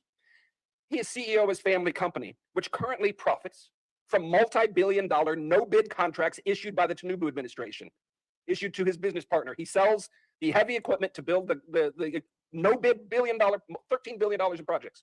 This is Trump's senior advisor. He's also Tiffany Trump's father-in-law. Examples of ongoing failures and impunity. Ngoshek, Borno State, wiped out in the Goza massacre of 2014. The government recently assured refugees in Cameroon it was safe for them to return, paid them to return. Within weeks, on March 3rd, Boko Haram slaughtered dozens, more than 300 abducted into slavery, including the wife and daughter of a friend of mine. The military was largely AWOL. The attacks continue there. Deborah Samuel Yakubu, 2022, college student. After finals, she posted on WhatsApp, "Jesus is the greatest. He helped me pass my exams." The next day on campus, as professors and police watched, she was beaten, stoned, tires heaped on her, and burned alive, while students filmed selfies in front of the flames, celebrating. The deputy imam of the National Mosque, who performed President Buhari's daughter's wedding, publicly justified the killing within 24 hours on his own Twitter account. No one was punished. Nnamdi Kanu, British Nigerian broadcaster from London, illegally abducted from Kenya, tried under a defunct law, now serving life in Sokoto prison for words spoken in Great Britain. Meanwhile, a northern imam just recently offered a 1 million naira bounty for the head of a pastor, then doubled it to taunt his critics. No charges, no condemnation from officials. I've been corresponding with the guy. He helped him get to a safe house, but he and his family are in danger and they need help. The Nigerian government goes to great expense to rehabilitate the killers while millions of innocent displaced victims are denied, neglected, and dying. The narrative war. The farmer herder and climate change framing started in the Obama State Department. The original reference document was written by a career Sharia propagandist hired by George Soros. At least $10 million confirmed U.S. lobbying contracts are now running. Former Trump administration officials, Nigerian government lobbyists, northern imams, foreign agents, conflicted advisors, and now even Russian state television are among those working to shield this regime from accountability. The real narrative is this. Nigeria is in the throes of an Islamic conquest. Since 2009, they have slaughtered as many as 125,000 Christians and 60,000 Muslims. This is not simply a religious freedom issue. This is national and global security. The emergency, as many as 10 to 12 million, mostly youth, are now displaced. 50-60% chance of radicalization by 2030 without intervention. Most are denied by the government, who call them beggars and criminals. Without intervention, this could yield 5 to 6 million more jihadists over the next 5 to 6 years. Intervention is not hard. The international community has the money and the mandate to help if the displaced are simply recognized. In 2015, the UNHCR documented multiple displacement camps in Abuja. Today, they deny those camps exist. I have run schools in those same camps since 2020. They do exist. I affirm the cycle of violence is not inborn or inevitable. A lot of Americans write it off. Oh, that's just what they do. Yes, the children who saw their parents hacked to death often come to our schools wanting to go back and get revenge. But I can tell you, with an education, they gain character, hope, and vision, and they want to go back to rebuild. What must happen? Nigeria has long been strangled by radical Islamists, predatory extraction, globalist meddling, and institutional corruption. Working with the Nigerian government to end the genocide is like working with the Third Reich to end the Holocaust. They smile and spin as they wait for Trump to leave office. Since CPC designation, killing and impunity have only gotten worse. Sanctions will not work. Visa bans will not work. They're ideologues, and they'll just pivot east. Intentional denial of recognition and aid to displaced people, intentional denial of recognition and aid in this circumstance meets the legal standard of genocide. This is provable. Indict the Tinubu administration. Arrest them. They're guilty of genocide. And it's provable. Conduct a valid census and evidentiary briefing of the displaced. They are our witnesses to genocide and they need help. Investigate the Sultan of Sokoto as a terror sponsor. Circumstantial evidence demands it. We know where the militant camps are. Wipe them out. Bring the enablers to justice. Demand the release of Mazi Nnamdi Kanu and other prisoners of conscience. Offer asylum protection to them and others threatened by this regime. Ensure a free election in 2027. It can be done for the cost of a Tomahawk missile volley. Tinubu was declared the winner with less than 9 million votes in a nation of 230 million. A free election changes everything. Let the people vote on a new constitution and self-determination. Like so many other British colonial contraptions designed to fail, separation is likely inevitable, and it is just. The time is now. Nigeria is at a crossroads. It will become either a peaceful, prosperous ally or a massive launchpad for global jihad. There is no going back to the status quo. If the world turns away after this unprecedented scrutiny, the backlash will be bloody and absolute. The window is closing. We must call this what it is and intervene now, or the current genocide will grow and draw more innocent blood, not just there, but here in the United States. Thank you. Wow. I gotta know you. When I don't hear, I never hear. Okay. Moving right along. Annie, I see your comment. Yeah. As nobody's talking about it. That's the problem. Too many things happening at the same time. How many person want reports? Your news channel, the national news channel, is supposed to be taking on some of these things. Guess what? Your BBC, your NBC is sanctioning them. They don't roll out a riot act for them. So anyway, when we listen to it, maybe South Africans go, they listen to this with their other ear. Maybe they will remember this. This is 36 years ago, 3 months after Mandela was released from prison. He visited Nigeria and he had this to say. And I'm winning for him back now. I'm going to listen. We will revisit history. The warm welcome I have received from the government and the people of Nigeria on the basis of this crowd here. On my way from the airport, I was met by thousands of cheering Nigerians, which convinced me that I was not only among friends, but I had come home. I was lost here in Nigeria in April 1962. Equally important, as you know, I have been in prison for 27 years.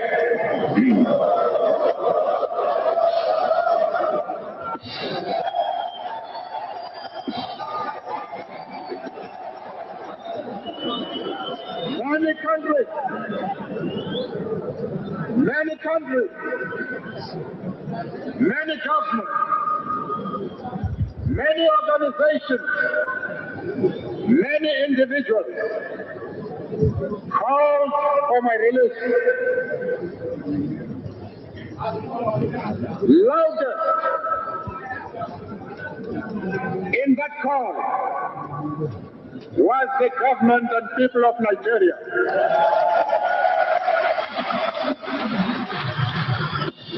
I am here of the government and people of Nigeria. Nigeria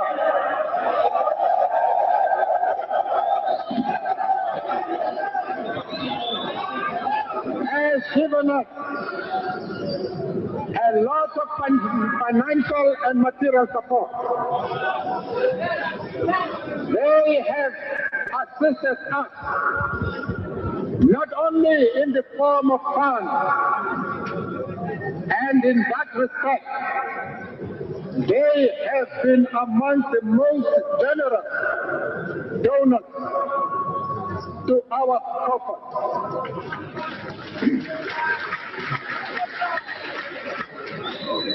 They have also assisted us in the form of teachers, doctors, architects, and they have given scholarships to our children to study in the universities of this country. I actually went to school with some of them. I went to school with some South Africans. It's crazy. I don't even see them as different. We're like Nigeria. I mean, it's sad though, what is going on. I'm not gonna lie, but we got to focus on the fights that we have. I blame them. I don't blame them now. Nakurumbu. If we get the leadership right, what will they do outside? Not be to go back, go fix our country. We can listen to this man. My idol, Lucky Dube, was murdered by fellow South Africans who thought he was Nigerian. They believed South African men are too stupid and lazy to be driving such a fancy car, so definitely has to be a Nigerian. And they wasted that icon. And that's the thing with hatred and bigotry. You don't see when you start to eat off of your own flesh. And here's my theory. The degree of hatred and bitterness a person exudes is directly proportional to the magnitude of hatred and disdain they have for themselves. South African men are mad at themselves. When a man is unproductive, when a man is lazy, uneducated, stupid, and can't take care of his own woman, he becomes angry and transfers that aggression to the successful men around him. And guess what? You guys will keep revolving in the same circle of stupidity, laziness, and unproductivity. Yeah. My idol, Lucky Dube. Okay, moving along. Give security of life. A government that cannot give security of life and property of its citizens has forfeited the right of existence. The elected members of our National Assembly have no right to fix their own salary and their own emolument. It's not in our constitution for them to do that. It's the Revenue Mobilization and Allocation Commission that should do it. There's too much corruption around our refinery. I was told that they have spent about $16 billion. That is only $4 billion short of what Aliko used to build the world's largest refinery. Today, we're heading towards a one-party state. Do you see that working for Nigeria? Let me put it mildly. Today, Nigeria is not at the table. I will want to take the president's word for it. He said he will not want to see a one-party state in Nigeria. A government that cannot... I beg you. Our land in South Africa is white owned. 80% of our land in South Africa is white owned. We're basically fit. I'm a parent, dog. Every street. Ramapara in our own country. We're begging, man. And who's our enemy? I like that statement. I feel like a white man made that statement. A white man coined that term. A white man caused the divisions between us as black people. And they're winning, man. Because as long as we are divided as Africans, the longer the white man gets to stay in power, the more wealth the white man gets to accrue. The richer and richer they get, the poorer and poorer we get. Doesn't help we fight amongst each other and fit to say, this guy from Zimbabwe is doing what. When that guy also ain't got shit, man. That guy also ain't got shit. That guy from Burundi you're hating on, he ain't got shit, man. The person you should be hating on is the guy sitting there in some lavish estate. That white guy who owns like Fetu in your hometown alone owns like 60% of all the shops. That's your problem, man. If we want to talk about foreigners coming into our country and taking our jobs, you got to ask yourself the question, who's hiring them? Who's hiring them, honestly? Huh? Who's hiring them, dog? Because they wouldn't be coming here if they were not getting paid. The white man pays them, and the white man knows we have a problem of illegal immigration in our country. But will they stop employing these people? No, they will not. No, they will not. So do not come here on social media trying to talk some xenophobic ass bullshit and if you're saying they must get out of our country, whatever, they are illegal, they're taking our jobs. What jobs, dog? What job? It's not your job. It's the white man's jobs. And he decides who he wants to give it to. And that's where the problem is. We need to be making our own jobs. Coming together instead of fighting each other. We should be coming together, creating organizations, creating companies, dog. Companies that will outshine these white companies. We need to put them out of business, man. I understand that we can't go guns blazing saying we're taking everything back. Let's work for it. Let's stop killing our brothers and sisters. Let's stop killing our African brothers and sisters. Like, actually, let's try to work together. Just this one time is all I ask for. This one time. This is a very important time in African history. And if you're on the wrong side, you're gonna regret it later. Fam, choose wisely. That's a young boy. This guy is very young. Look at how much he knows. Oh my God. Wow. Anyway, keep going. Let's keep going. See, 516 million. Tinubu dey seek approval. He no say no dey come back. He won't clean una out. Clean. I beg, we can listen to Barrister Darlington. You don't tell when I hear the man voice. Tinubu told us in August last year that they have overshot their revenue target. Then in November, Edu came out and said, they did not even meet their revenue target, not to talk of I'm not this surprised. Overcoming it or something like that. That they are even short. There is even a shortfall of 30 trillion. I said it immediately that this man has lost his job because I know Tinubu very well. Exactly. You cannot embarrass him in the public like that and get away with it. Going by his antecedents in Lagos State here. If Edu had kept quiet the way Tinubu said it, I mean, nobody will raise any eyebrow. Nobody will care after whether we have overshot it or we have not. Who will bother? Nobody will bother. But for him to come and embarrass Tinubu like that, he will not take it. That is one. Do you think that was his aim, to embarrass or just to put? No, it was being over professional. Yes, it was being over professional. That's just it. The Minister of Finance is supposed to tell us the true state of our finances. But Tinubu doesn't want to know that. He's the Godfather, and you don't challenge the Godfather. And so when he said that, and I knew that his job was on the line. Then two, the Oyedele that the man brought in, even the day he was picked and he was brought in as a junior minister, I said, this is the man that will replace Edu. I told the semester, I told her. She was saying, how did I know all these things? How did I know? Like she normally attacked me. And so, because I can see how Tinubu has been cutting this Oyedele man. But the man is equally being professional. 3 weeks ago, he was on an MBA seminar where he openly said that the tax reform document that he seen is not what they propose. That something is wrong with that document, that they need to rework it. Oyedele said this in his own mouth. But he came out to say he was misquoted. Did you hear that? Oh, God Almighty. You know it's not possible. Okay. You know it's not possible. You know it's not possible because the man was doing fraud. Because he mentioned figures. He brought out figures that didn't correlate with what they proposed. So when Tinubu now brought in as Minister of Finance, it's not about figures or whatever. No. When you are in the good book of Tinubu, Moses, you can never do any wrong. Did you hear me? When you are in the good book of Tinubu, you can never do any wrong. He will pass. Look at Matawale with all the allegation on a serious matter like insecurity. Didn't you see how Tinubu looked aloof? As if he didn't hear anything. He didn't see anything.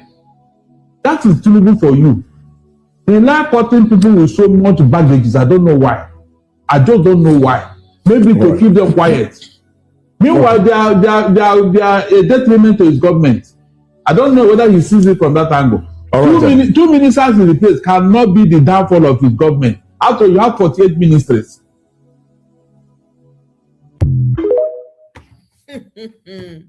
Akpabio pikin they share cap, APC cap. Now say Yola, like say they share sweet candy. Oh my God. They were singing for her. Now our mama be Are you make I share the video? I go share. Are you serious? I just a watch. I just a listen. Somebody wrote it under. Now our mama. More than listen to this guy break down. I am ashamed of a South African president. Nelson Mandela is ashamed of you. He's actually rolling in his grave. African unity is ashamed of you because if one Africa is humiliated anywhere, all Africans should be offended everywhere. What are you doing? Are you aware that Africans are being haunted, beaten, humiliated in the streets of South Africa by the same people enjoying freedom that was paid for by continental sacrifice? You are always quiet. Silence means sponsorship.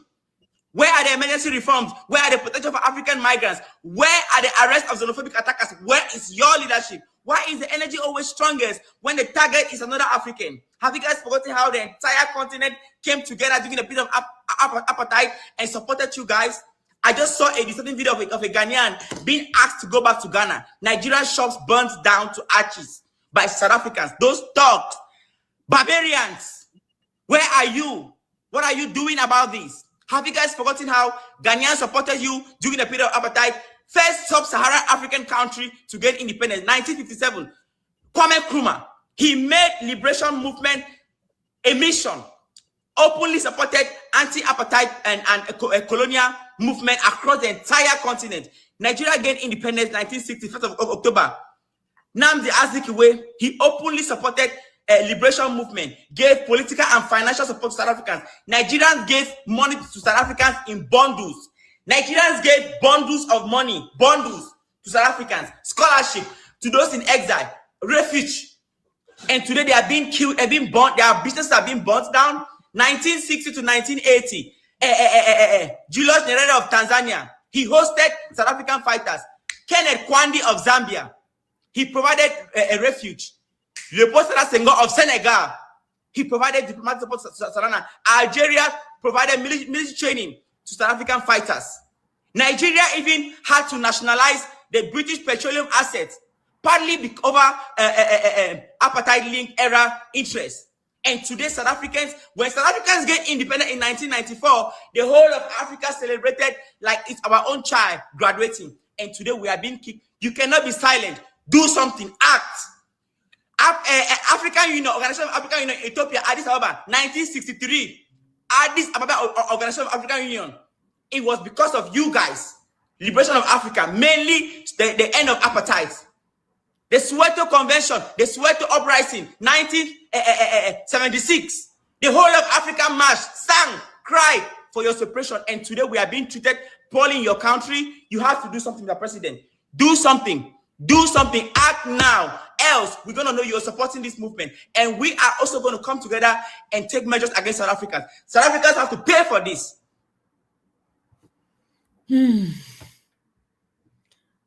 I hear say the Akpabio pikin are 22 years old though. Make we watch that video really quickly. Hey. Oh my goodness. I am shocked. That's the shade. That's that old woman they laugh. Hello, why?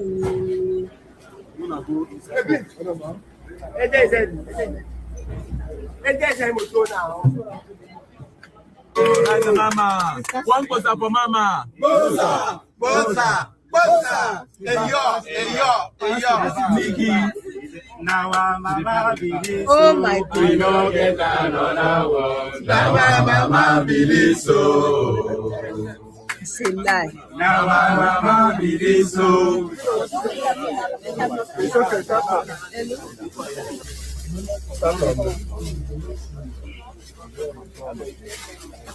Who doesn't have?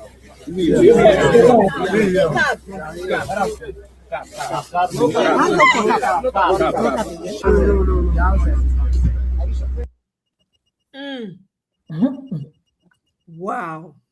Amazing. Two. Yet another xenophobic attack happening in South Africa. Can I share that this is not a reflection of us South Africans? Not at all. This is not who we are. There's a small group of South Africans that is making sure that this news becomes continent-wide by these xenophobic attacks. Most South Africans, I repeat, most South Africans are against this. Sadly. I want to quickly respond to Kene. I'm on the same. I'm on the same side with you on this one. I've been side eyeing OBJ for a while. The guy has not been straight. I'm sorry. He's not been coming out straight. Who? OBJ. I've been side eyeing him for a long time. I'm not surprised if they say he has corn in his pocket. I'm not surprised. Just that's one information that I knew that I won't be surprised about, because OBJ has not come out straight. He not ever come out straight say, oh, na like this, na like. He just they doing you like corner something. Okay, imagine the comment when he just make now. Even though I cannot use the comment against him, but to me, because I'm already side eyeing him, that comment did not make any sense to me. Like, I want to take Tinubu by his word that he said that he believes in democracy, believes in whatever. A man that you have seen, the whole world has seen, literally, people are unaliving in this man's regime. Poverty, no light, nothing. I don't know. I could be wrong. I don't know. But personally, I don't trust OBJ. That's it. That's all I have. Anyway, let's continue with the video. Oriyomi, welcome. Eyomi bawoni. Kabo, welcome. We are quiet about it. This is led by Jacinta. Now, the question I always ask myself is why is she not doing this march to march in Cape Town, where there's a lot of Germans, French, Netherlands, and Americans there? Why is she not doing it? And I lived in Cape Town, so I know Cape Town pretty well. She knows damn well she does not stand a chance there, and tomorrow morning there will be a number of massacred bodies under her name. She doesn't want to take that chance. Instead, she wants to attack the vulnerable and the weak. That is unconstitutional in every way. It is un-South African to do so. Our Constitution rejects this. But then she might have the rhetoric that, oh, immigrants are creating all the crime here. Immigrants are having syndicates here. Yes, it is true. There is some syndicates that is happening inside the townships. And there is some crime that is led by immigrants. But do you want to know the percentage rate of which they are doing these crimes in the whole of the country? 2%. Just 2%. Now just imagine, say, half of the crimes are not reported. That's 4%. Why is Jacinta not marching for HIV, which we've got the highest in the world? What about GBV, which, goodness, she could be marching for that? What about the high alcohol intake that is happening in South Africa that is creating a lot of the crimes? Is she marching for that? What about the murder rate, highest in the world? Is she marching for that? She should be marching to the police station and keeping the police account to that, not hurting fellow African brothers. Now, Stogie T, my favorite rapper in all of Earth, born in Tanzania. Why are we not marching against that? Dudizani Zuma, the president's Ubara son, also has President fun in Jacob his Zuma's son, pocket and not born in sure. Mozambique. Why is she not OBJ is marching for that? fighting for the OK ticket. What about DJ Okay. Fresh, a renowned Right. DJ? Why is she not marching against You know, that? I could be Did wrong. you know that we have Khoisan people Be in wrong. parliament in Kenya? Maybe Did you know a Xhosa man is president Nigeria of has Botswana? made me lose We don't even have a Khoisan everybody. person in parliament So because we want to stay divided. What about Nigeria, who's given $61 billion to South Africa during apartheid? You know how much that is? I'll tell you. It's a third of South Africa's budget in a year. Yeah, a third. Nigeria gave that to us during apartheid to fight apartheid. What about Algeria, Zambia, and Mozambique? They're the ones that welcome. South Africa to train them A long how time. to fight in apartheid. Countries like Tanzania, Swaziland, a whole bunch of countries hosted South Africans in refuge when they ran away. Thank you, Rio. They did not You take that too. away. They did not throw them out the Thank you country. for standing They up for stood the beside truth as them. well. You know, easy. What Jacinta is doing is unconstitutional, and she needs to march the right way. It's not march to assault, it's march to march. Stand by what you are saying that you're supposed to stand by. You did not come here to hurt people. It's unconstitutional, and somebody is going to take you to task. Yeah, somebody's going to do it. I'd like to apologize to all the African diasporas in South Africa and also Africans around. Okay, Tracy. No, while we did. I stand to be corrected. I don't know. I don't know everything. Know what I mean? And again, like Nigeria, don't make me get this. I get trust issues, especially when it comes to Nigeria. I not trust any of the leaders. None, apart from Peter Obi. Every other person at the side eye, they scrutinize. They look you. Even as Kene they type now, they suspect Kene. They suspect you. I love you, Tracy. They suspect everybody. Now Nigeria cause am. Blame it on the Nigerian situation. You know, so I could be wrong, but that's just how I feel. You know. Anyway, moving along. Okay. I don't want to play it because this girl is crying. Let me just read the header here. She says, it is no longer a case of where's your document. It is now leave our country. Nigerians in South Africa are being unalive like chicken, and the Nigerian embassy in South Africa, they are not doing anything. Hey, I don't want to play because the girl, they cry. Anyway, okay. Too many things they happen for now. The moment you think you have seen it all in Nigeria, just wait for something else. So over the past couple of days, news came out that the current Minister of Defense for Nigeria was immersed in a bribery scandal in America. The news came out and it is almost fading off, like nothing is happening. Nobody's talking about it. It's a normal Nigerian thing.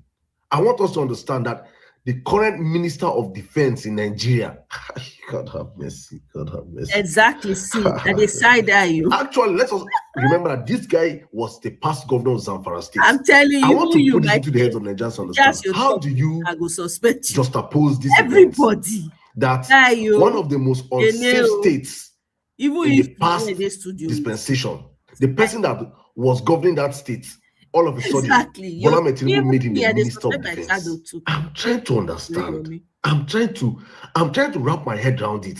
That Zamfara State that we have known that for the past couple of years has been the hotspot for kidnapping, banditry. In fact, the current governor of Zamfara State accused this same man that this man is responsible for the bandits and the kidnappings and the terrorists in his state.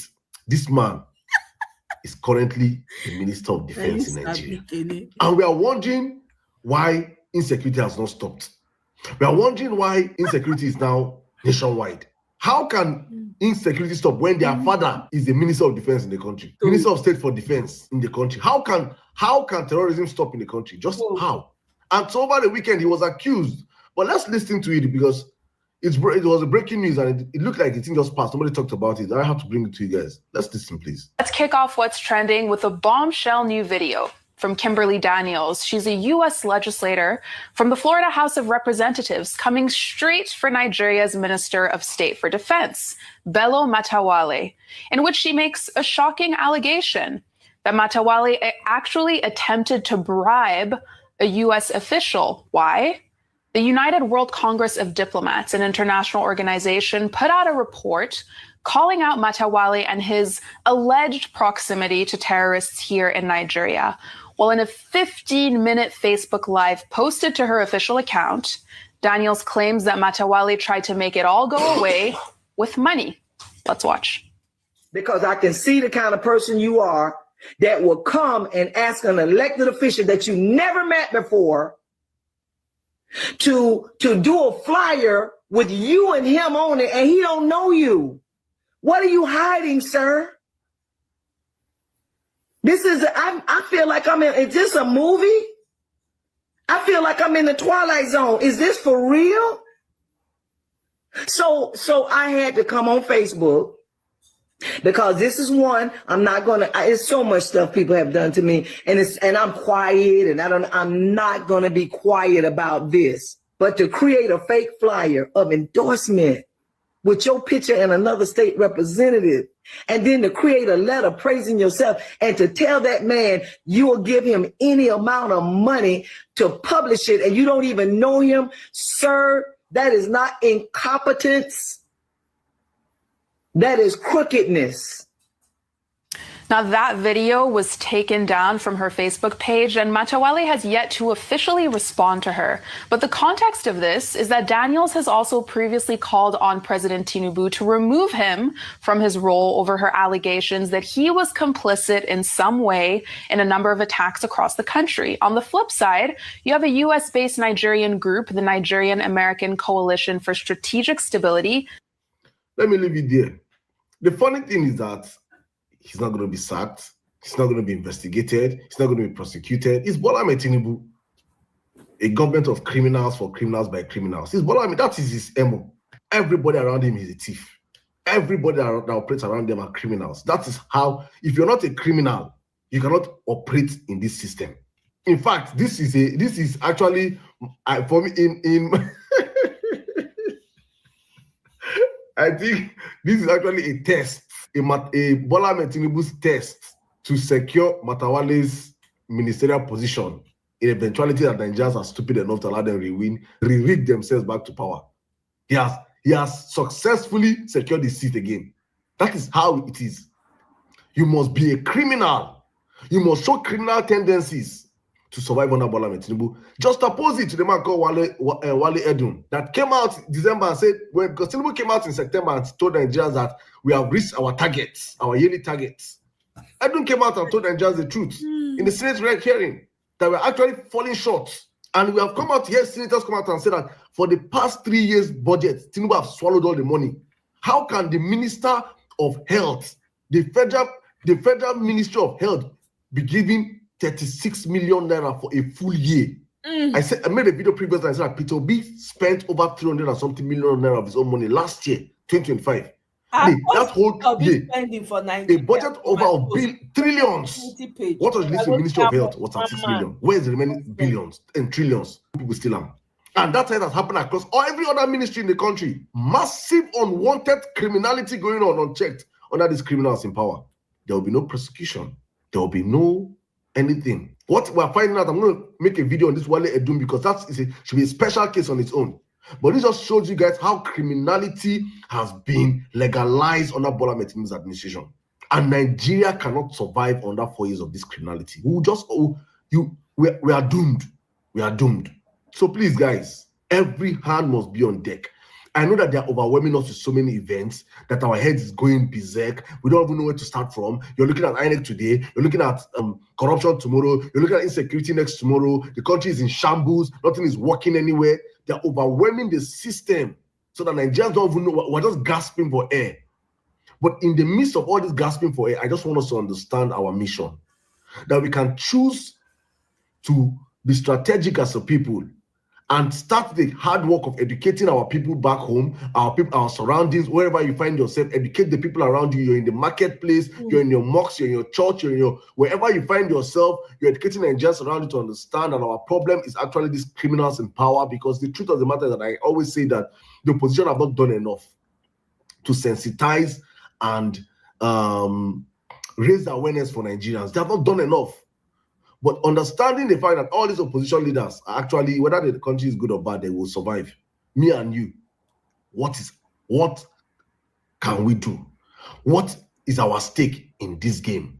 Is that it is our life. So therefore, we have to fight for it. We have to protect it. We have to do everything possible to make sure that we push this message and this agenda as far as possible, to understand that Tinubu must. There is nothing that should stop us as the people from demanding and making sure that Tinubu is a one-term president. Because all these people care about is power. They don't care about any other thing than power. If power is not involved, don't call them. How can they steal power? How can they retain power? It's all they care about. And it's our job to make sure that all we care about is making sure that they do not exceed 2027. They should pack their load and go.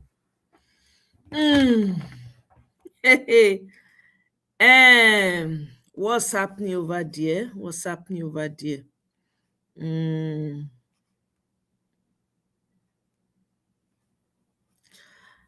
Either OBJ is working like an undercover cop for the obedience to destroy, anybody that aligns with philosophy, that Tinubu will find a way.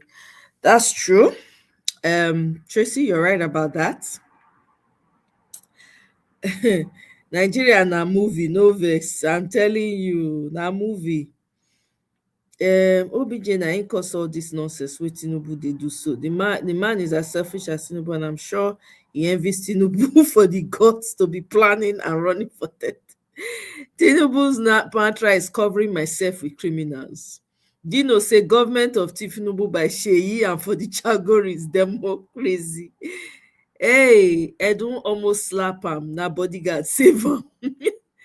Dino is right, but I don't trust that dog. Michael, stop the blame game. I beg. Can't Tinubu fix it? If at all Tinubu cares about power, must he still? Can't he make good governance?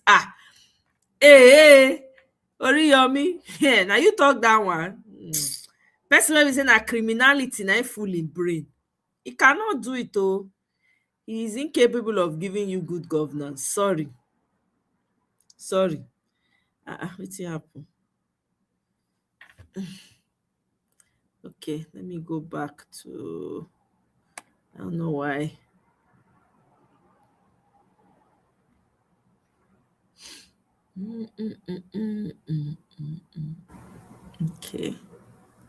Okay. All right. Best friends. What are they doing? One of my best friends. I mean, when I was a minister, he was visiting me. But the day they inaugurated him, he has not picked my call. But I didn't want to bother about that because I wanted to allow him to finish with his Tinubu minister. When he finished, we'll continue with our friendship. Now, nobody is as close to Wale Edun, to Bola Tinubu. He has been with Tinubu for a very long time.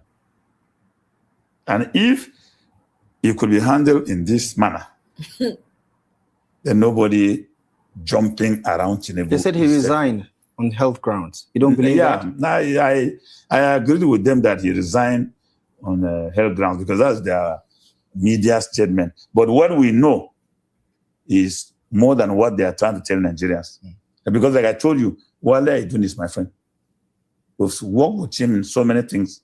When I was a minister, he visits me every day in my office. So he's not somebody I don't know. And he's one of the best Nigerians. When he was appointed minister, I wanted to tell him that I don't envy him.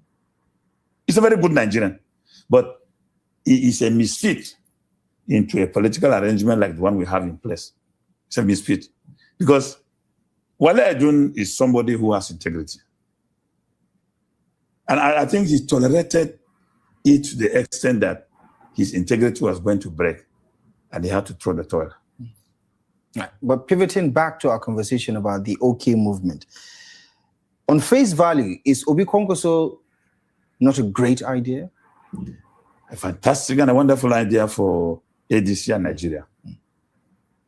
Fantastic and wonderful. Would you idea. advocate it to Obi Kwankwaso? If we end up with that as a decision of the party, it's the best. But as a party leader now, I cannot be advocating for that because I have so many candidates in the party. So I must be very fair to every one of them to make sure that we create a plain level ground for them to emerge. And let me warn here that I am not in the ADC for anybody to think that he can wake up and manipulate anything. There is nothing that the ADC will do that will be a semblance of injustice of what we left in APC. Should we see that, then the ADC is going to be in trouble. So it must be a very transparent process because we want to bequeath to the younger generation a better legacy. Right. And that is what I will be part of it. You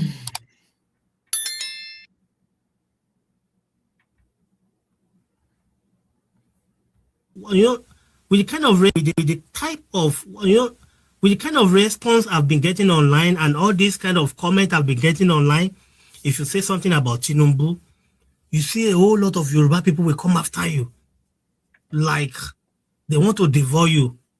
They are doing so not because they are benefiting from Tinubu. They are doing so not because this economy is working for them. They are doing so just because they are Yorubas. And Tinubu is Yoruba. That's the only main, like, they just want to believe it's Yoruba that is ruling. Either the country is working or not, they don't care. Yoruba is ruling and you can't say anything about the man that is ruling, even though it affects them negatively. So with the type of, with the kind of response I've been getting. Mind you, this guy is a Yoruba guy that is talking. In case this guy is a Yoruba guy. Caleb Adedeji, na be name. You talk about Tinubu like it's now. You know, they sit there for comment section. They insult. Nothing to say, only insult. I think the reality is that Nigeria is practically at war. And statistically, it does appear that the number of people killed in Nigeria in the last few years is higher than even the number of people killed in countries that are in active war or conflict situation.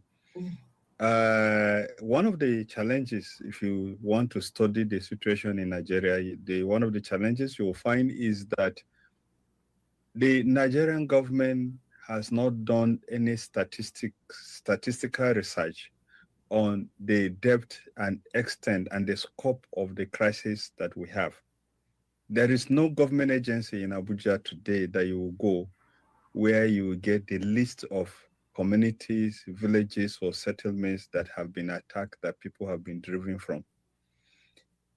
Some months ago, when the United States President, Donald J. Trump, said he was going to come into Nigeria, gun a-blazing to fight terrorists and defend Christians, the National Assembly, instead of taking the opportunity to conduct a research or conduct an investigative hearing so that it could determine or bring the people that are affected or are claiming to be affected to come and explain what was happening in Nigeria or what is happening in Nigeria, the government rather decided, and the National Assembly decided, to send people, according to them, to the Congress of the United States to go and deny those allegations, to deny that such activities or such killings were taking place.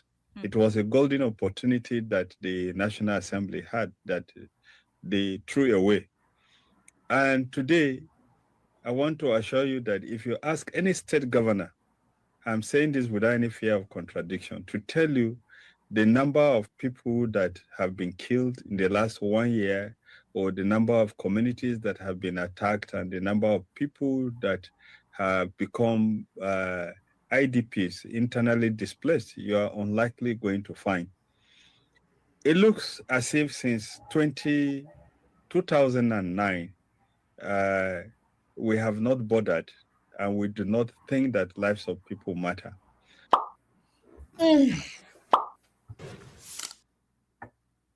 Nigeria, we will get it right. We must get it right. A more dangerous 3 provisions, and I put them out, and I think that Nigeria can read it. They can see it before any comment. First, let's go to section 63. Now, section 63, which I just discovered, they have now reintroduced something very terrible. You can see it there. That ballot paper that will be used for the 2027 election, that does not bear the official security features of INEC, should be accepted by presiding officer. You can read it there.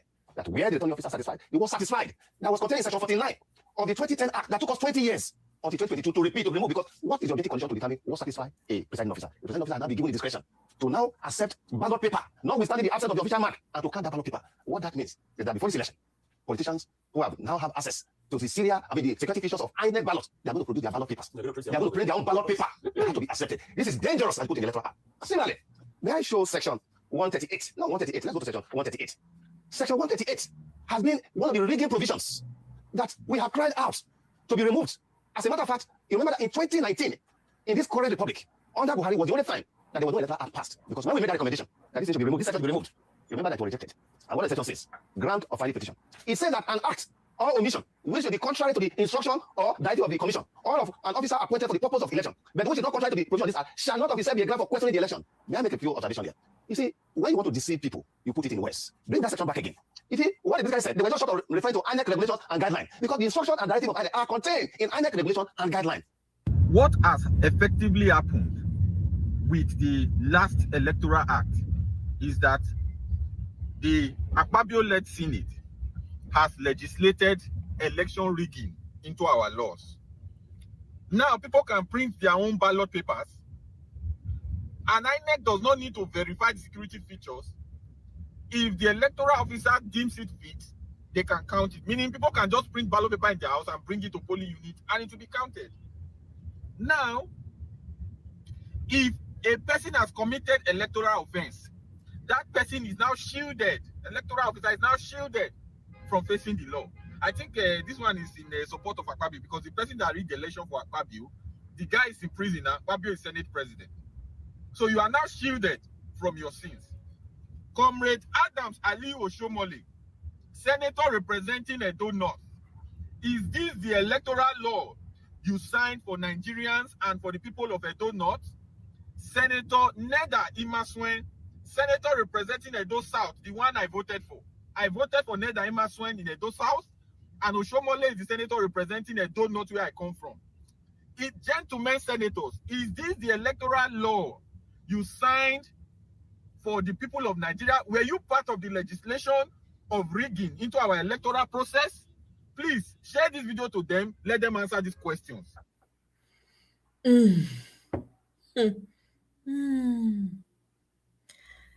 May we listen to music to step down. That boy. So he was the chemist was da muka yi haƙuri, muka jure muka yi uzuri, muka jure rashin guzuri, da muka yi nasara muke ba su ɗari, ci gaban mu za su ta gani, zai iya kuma tafi da shi, jagora ne da babu ya shi, mulkin nan kai za ka yi. Yanzu canji ya zo, nasara ta zo, da muka yi haƙuri muka cin magaci. Mu tsaya mu dake, kan tafiyar da muke, ku faɗa ku faɗi,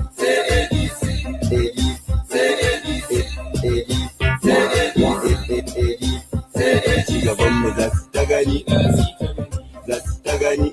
ci gaban mu za su ta gani, mu fa da kai ne za mu yi ado, da jin bacci ka zo ka gado, mu tafiyar mu da jin daɗi ga talaka. ADC ta fi kuɗi, ADC inda rarar rahama, da jin ɗaci to ga fa zuma, roƙon da muka yi Allah ya karɓa, ya kawo mana odi a gaba, to alamtara kai fali lafi tafiyar wasu mumun sa wakafi.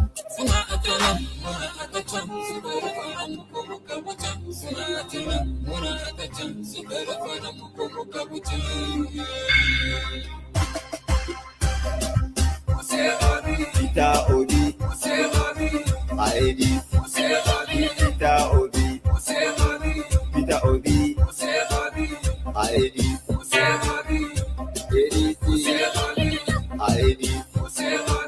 Peter Obi,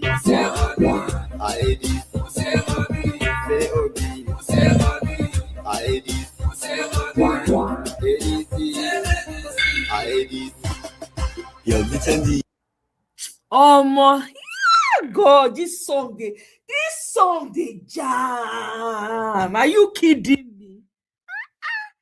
this guy don't blow. Hey, don't blow already. This song, man, the beat now one in town. Oh my goodness, this was so good to listen to. Moving along. Okay, so here is Taraba. Taraba State came out to protest the Amupita Must Go demonstration. If you see the number of people when park come out, come protest, give it to the North, I beg. Respect them. Please put some respect on them. Put some respect. If you see the coordination, if you see the number of people when come out, come protest. No, put some respect. Give our people some respect here. Now, this is Afikpo in Ebonyi State. They don't take to the street. They say no lights, no campaign. All right, moving along really quickly. We've listened to this before.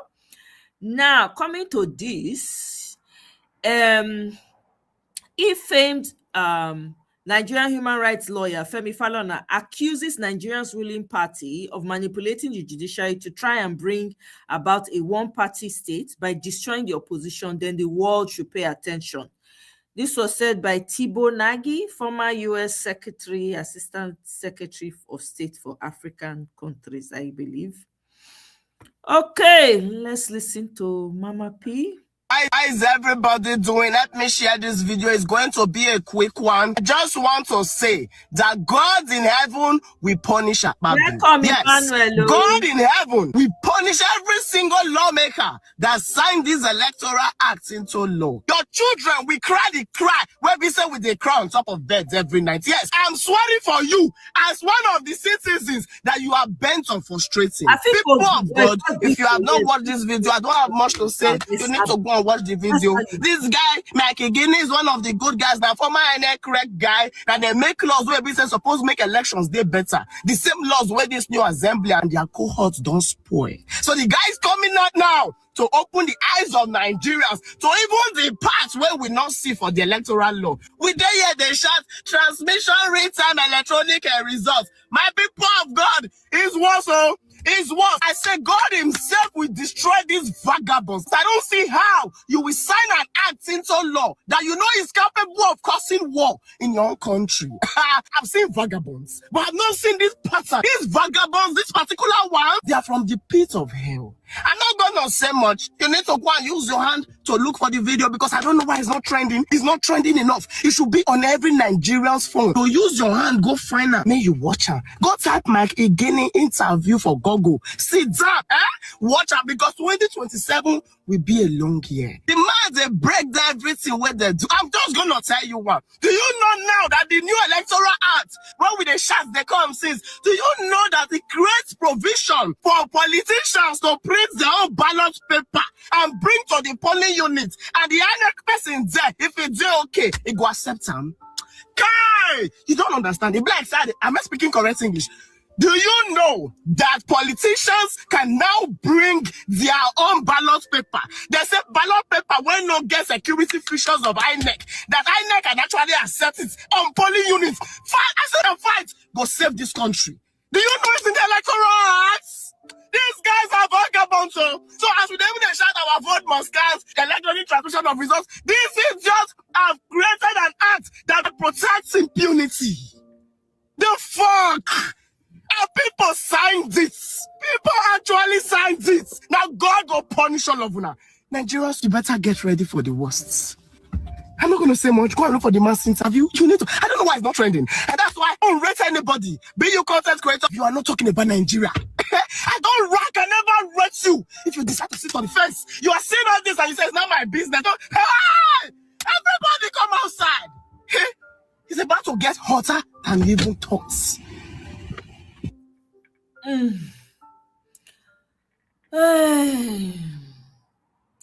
Moving along. When you get opportunity to do the right thing, you not do it. Anything when you see, you take. I've been saying it. Nigeria now war now they enter 2027. Prepare your mind for war. That's it. Simple. Not even election.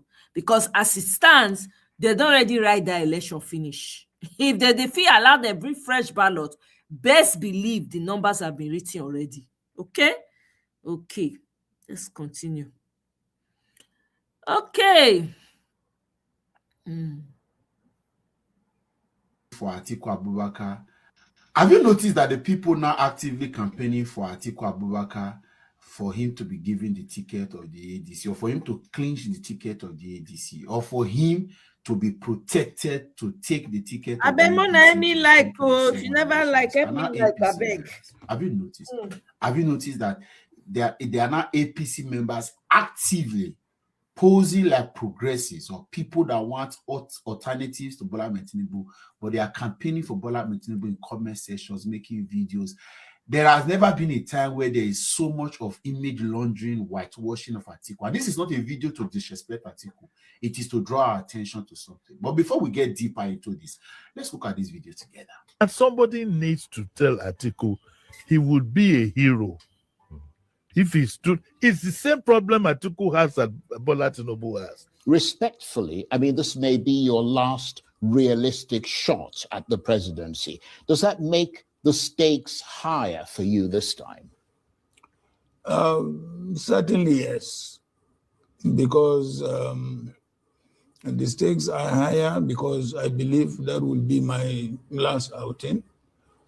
And so that's incontrovertible. That's incontrovertible. Okay. Yes. The same problem is my turn, a sense of entitlement. It has to be me. It doesn't have to be you.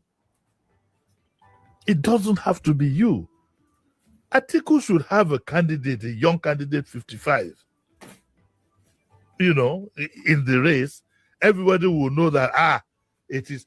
There is no, okay, if you want to go by political lingo, though I don't necessarily agree with it, you will say that, okay, it was Bola Tinubu that produced Laji Fatola that we are all proud of.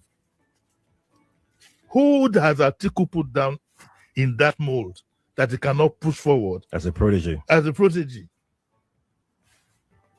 We need to tell some of these people our home truths. This is a crucial time in Nigeria. The young people are very restless. They're thinking of their future. I'm backing them to the hilt because the country belongs to them. At 80, Atiku himself at 80 is lucky to be able to walk around. He should be at home, being looked after. I mean, not sick or anything, but at 80. So it's left to Nigerians to make up their mind if they want to go down the path of always picking hospital bills of their leaders and getting very little work done. I watched Atiku yesterday on Arise. I don't know if, I think it was with Charles Aniagolu. I was highly disappointed. He could hardly answer the questions he was being asked properly.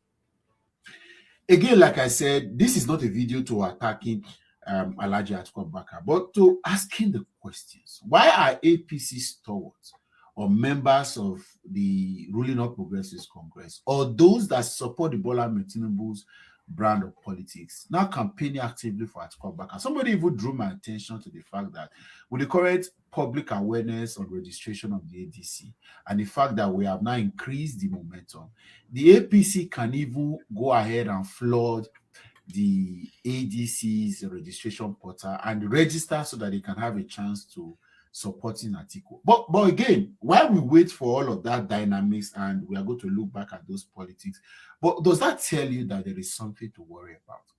If the APC would rather want an Atiku before them on the ballot, or Atiku with them on the ballot, it shows clearly that they understand that there's same ideology that runs between them, and it is a risk for us to continue.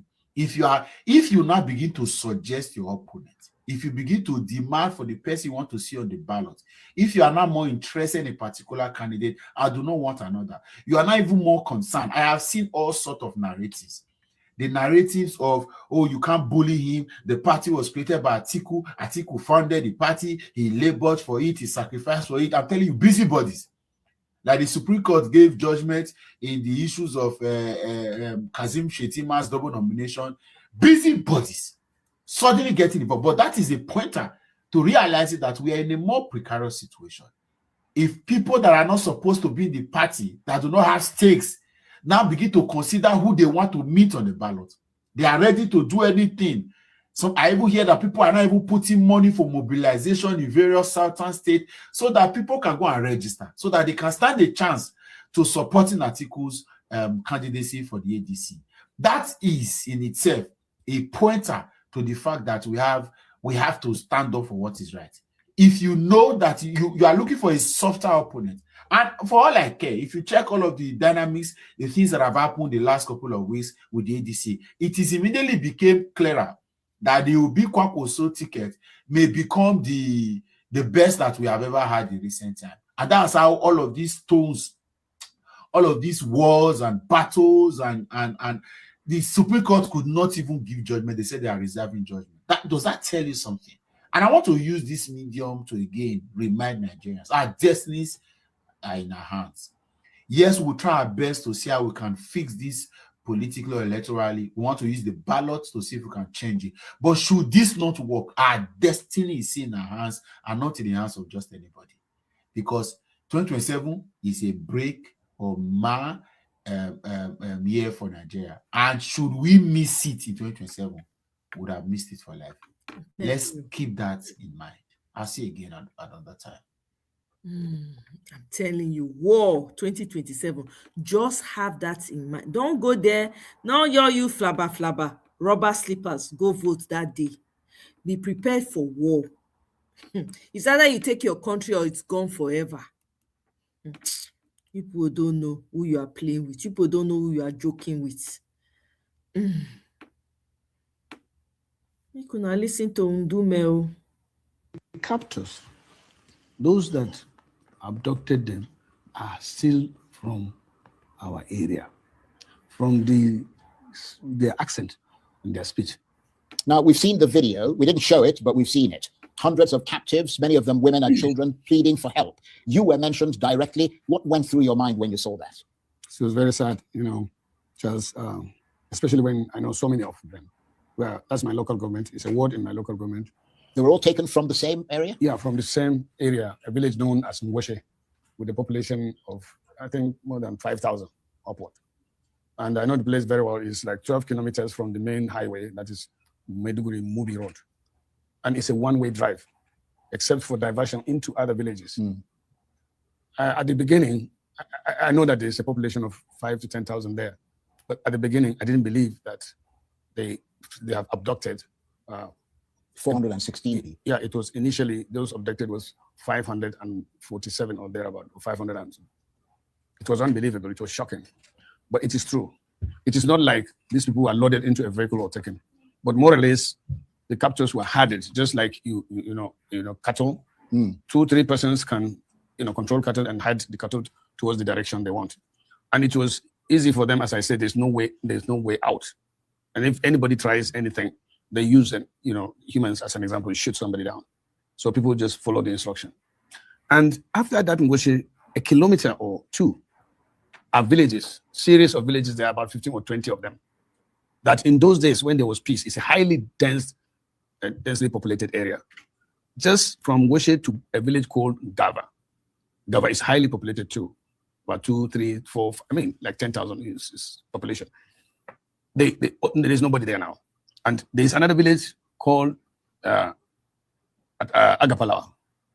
Immediately after Ngoshe, there's one village, I just forgot the name. And there's another village called Atagra. There's another village called Arboko. There's another village called Chinene. There is another village called Chikere. And there's another village called Barawai. It used to be a big market, weekly market. It's known as a big market. And then finally, there's Kwan. All these were now, as at now, there's nobody there except deserted. Deserted except the insurgents, that's Boko Haram, and their captors. They still have people that are under them for the past 15 years, since 11 years now, 2014. Right. So basically, those people are permanent captives. Permanent captives. Right. Now, the 416 that we are talking about now are the new or the latest captives. Yeah, latest addition. Yes, taken in on 3rd March last month. So they have been in their custody now since 3rd March. Right. Now, some of those people who were taken are calling on you personally do you have any direct line, formal or informal, that could help secure their release? And if you don't, what can you realistically offer them beyond words? Because they called on you, they called on the federal government, they called on the governor, they called on the security agencies. Yeah, because in their video too, they called out to one an organization called Southern Borno Youth Alliance. They sent the first video to them. That was when we really confirmed that they're in custody of 416 people. So what we did... So sorry to interrupt you, but you're saying that between March, when they were taken, and now, nobody had any idea that many people were taken? No, not at all, but we're taking count, because some, almost like half or more than half of the population have moved to a 12-kilometer village away from Goshe and settled as internally displaced persons in the primary school. They have been there ever since. And it is when they were there that they now take stock of who is there, take count of who is there, who is not there. And then as days pass by, there are some people that escaped, or there were some that were claimed to be those that have been released. So they come back and they are now in Pulka. Yeah, but what I'm saying is that until this video, which was just released, I mean, literally a day ago or so, I mean... No, there were two videos. The first one... Right, okay. I'm talking about the latest one. Yeah. Which is what is causing a lot of this. I mean, serious, because they threaten that if in 3 days, that is 72 hours, nothing concretely is being done. So it means their doors are open to reach out. But as I said, I personally choose stand with the government on this, that you don't stand. Well, I was going to ask you that, because the Nigerian government maintains it will not pay ransom to groups like Boko Haram. Do you agree with that policy in a situation like this? Because holding that line could potentially cost lives. I mean, they've already warned that not only will the people never be seen again, some of them might end up getting killed. Are you prepared to defend that outcome publicly if the worst happens? No, the thing is, the security or the experts in this field of it's not a new thing. It's not only in Nigeria. The experts that are involved are supposed to be truly engaged. And I've talked to the various security agencies and those that matter in this case, and they are working on it.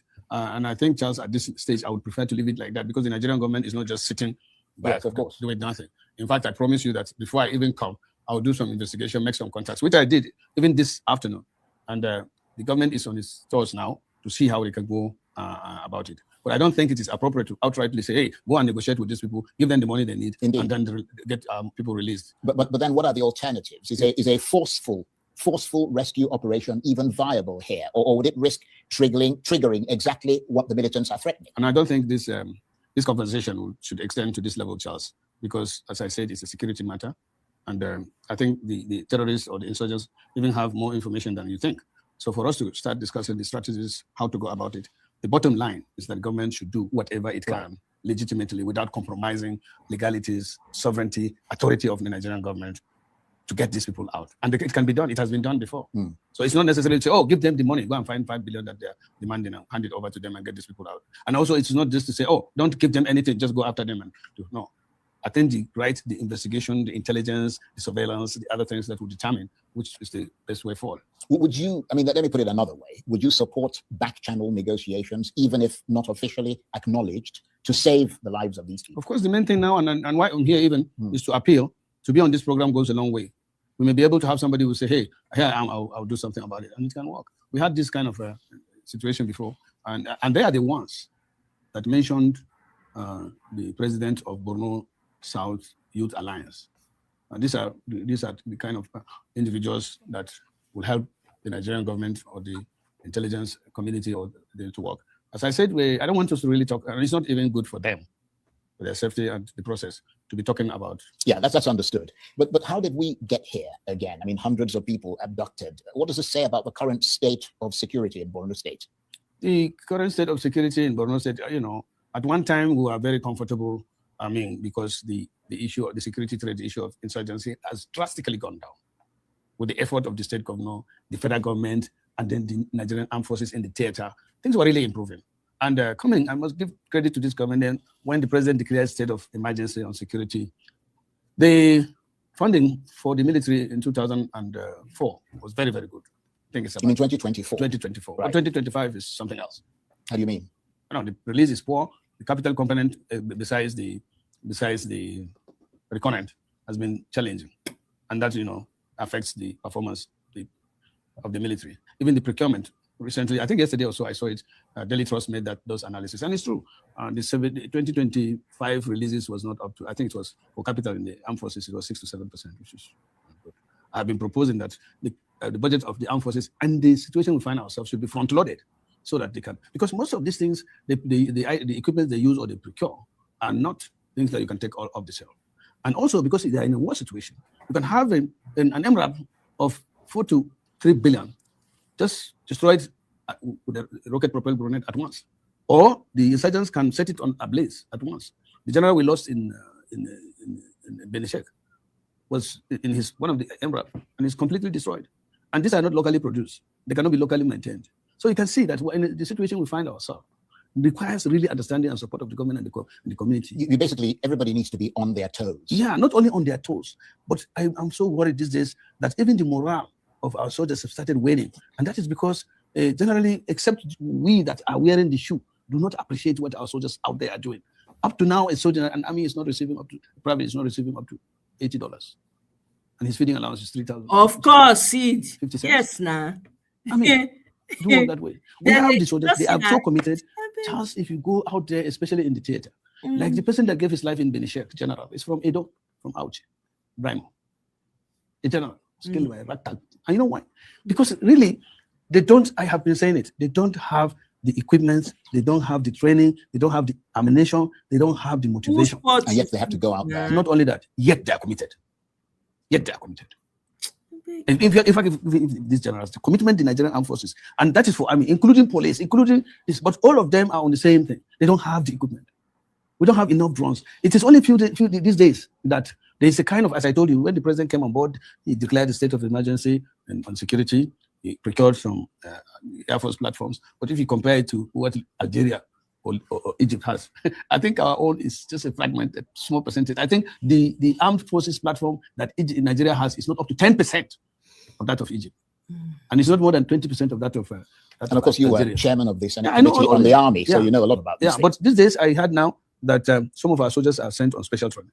Because if you have to the gallery, the few special forces that I know who work with in Maiduguri, in the theater operation Halinkai, they don't wait for Boko Haram to come and attack them. They go after Boko Haram. I saw them in some the way it should be. Yeah, they spend the day, resting, and once it's 6 o'clock, they're ready to come out. And in most of these operational areas that they know that our special forces commanders are in charge, or they have a number of special forces, they don't even go there. So let me ask you this: given all the things that you've told us now, who do you think should be held accountable? Of course, the government is responsible. We only have one government. We only have one commander-in-chief. The government, and then we have one senator representing them, that area. Those are the people that are responsible, and that's why I'm here. And that's what the best I can do. We were trying to do a motion today, but we lost one of our own, and there was no sitting. But maybe tomorrow we have matter of urgent national importance to see, call on the government. But why do we do that? Just to grandstand? No, it doesn't make sense. As I said, even this afternoon, I met some government official top that are in charge of this. So what is the use of coming? It's because of you, and because actually we are crying out to see if there's anybody or anything that any Nigerian can make a difference in this very dire, frustrating situation. Looking at what happened to the Chibok girls, it was almost identical threat. If you don't do something, you will never see them again. And it was, up to now, there's a number that are not back yet. So I want to see if the government can truly do something. And I know that they are on it, and we pray that is not only here, but we have cases in other states too, and others also. We hear this abduction is a recurring decimal. Right. At this moment, Senator Dume, with lives hanging in the balance, what is your message to those captives, those people who've been abducted, and what assurance can you give their families tonight? Well, to those, and I hope they can hear me out, or maybe get this communication. These are people that they know me very well. As I said, I'm their son. And the captors, those that abducted them, are still from our area, from their accent and their speech, their leadership. You mean from the video they released? Yeah, from the video they released. Because they were speaking in Hausa. Yeah, but they're Hausa. I'm not Hausa, for example, but that's our common language. Yeah. But they have from their accent, that they are from the local people. Yeah, the local people. Right. So I'm appealing to them. Even though the captives have said that they are being treated right, and the major problem they have there, as they said it, is that in that area at this time they don't have supplies, so children will start facing malnutrition. Even the elderly ones will. Then why would you keep them? I'm appealing to them to please release these people, because they are their own and they didn't do anything. They are just innocent. If you say you are fighting a religious war, they are Muslims. Out of that 416, we did some detailing, and it seems over 350 Muslims. Right. Only we have few Christians there that were captured, because that's how Ngosha is. It's a community that has Christians in our area, Christians and Muslims. I beg. Well, these people, they now half mouth that they talk. I've never seen a government like this before. Nigerians must get it right 2027. This cannot continue. If the country want boss me everywhere, boss me no okay, na to rebuild then remain. I'm telling you, anybody when can remain that time, we go back and rebuild. I'm telling you people, there's no way. It's not functional. It is not. There's nothing moving in that country. Nothing. Nothing is happening. Every day na tears, sorrow. Every day.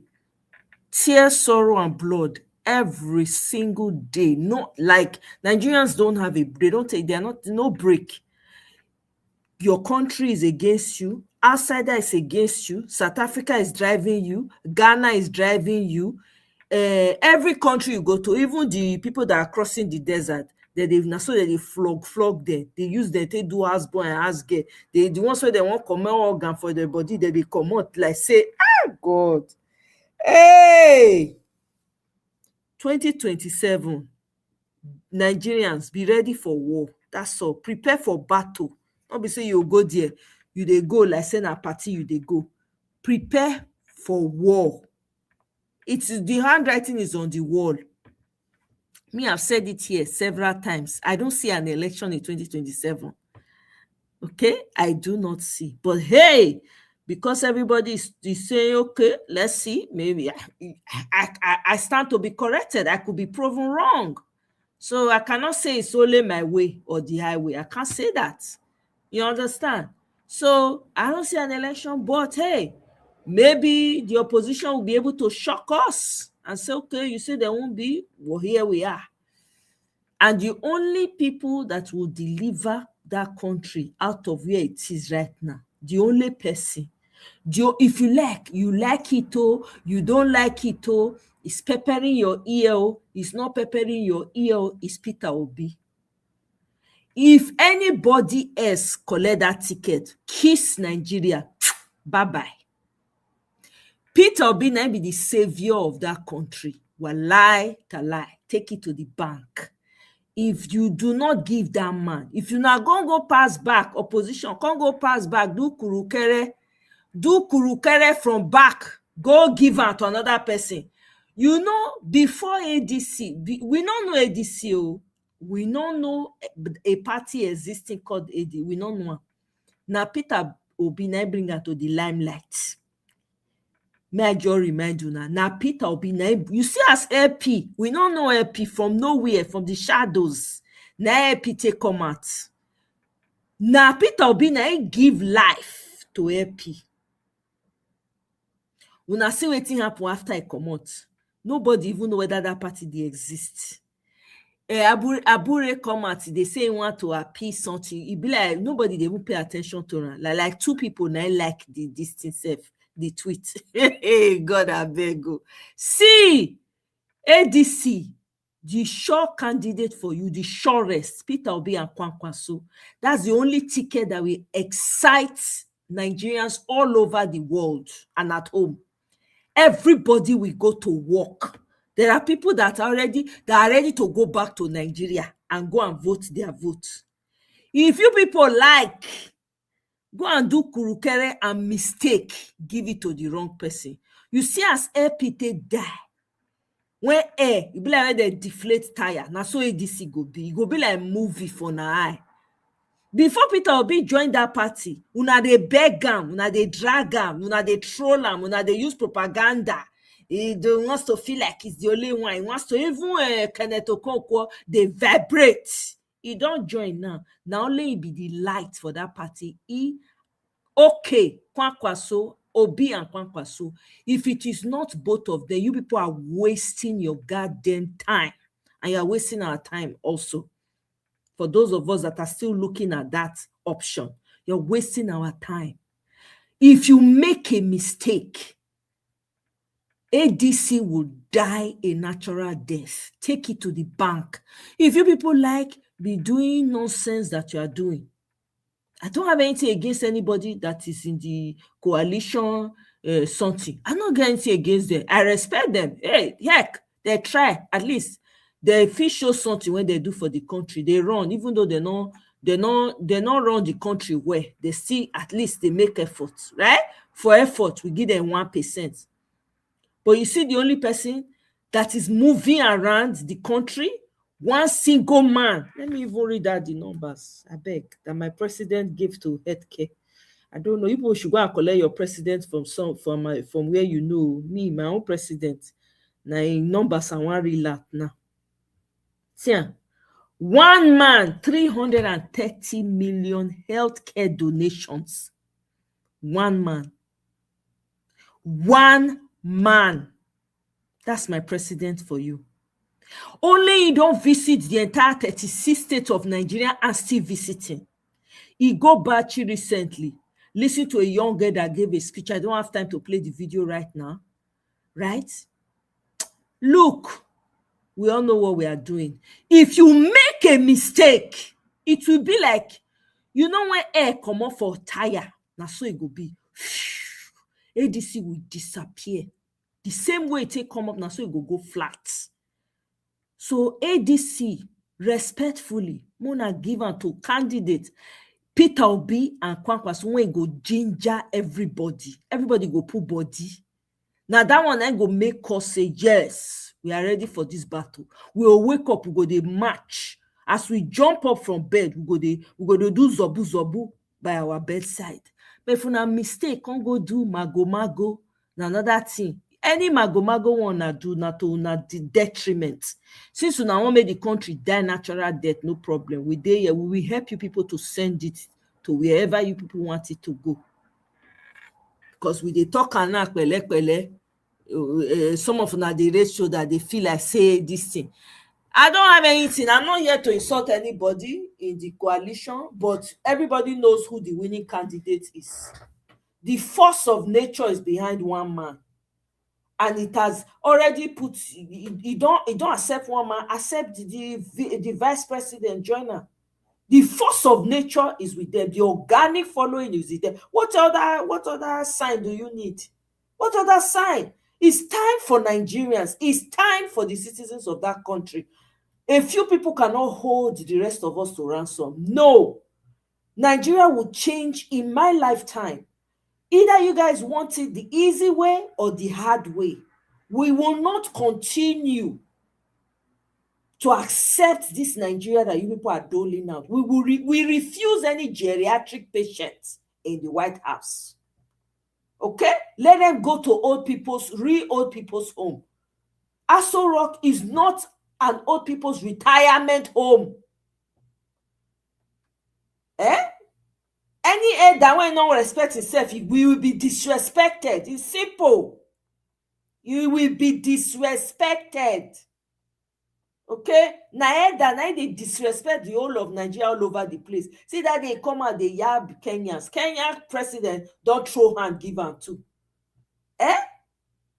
Ghanaian president don't throw hand, give hand too. What kind of president is, God forbid? Now people see they come out, people still get mind. In a working country, you're not supposed to get mind, come out, mention that. As you mention that party name, they're supposed to bundle you, throw you inside dungeon. I'm telling you. This is madness. What kind of rubbish is this? We will not fold our hand, though. I beg. We will not fold our hand. Nigeria must change in my lifetime. Like I said, 2027, Nigerians get ready for war, for battle. Just get ready for it. That's all I'm going to say.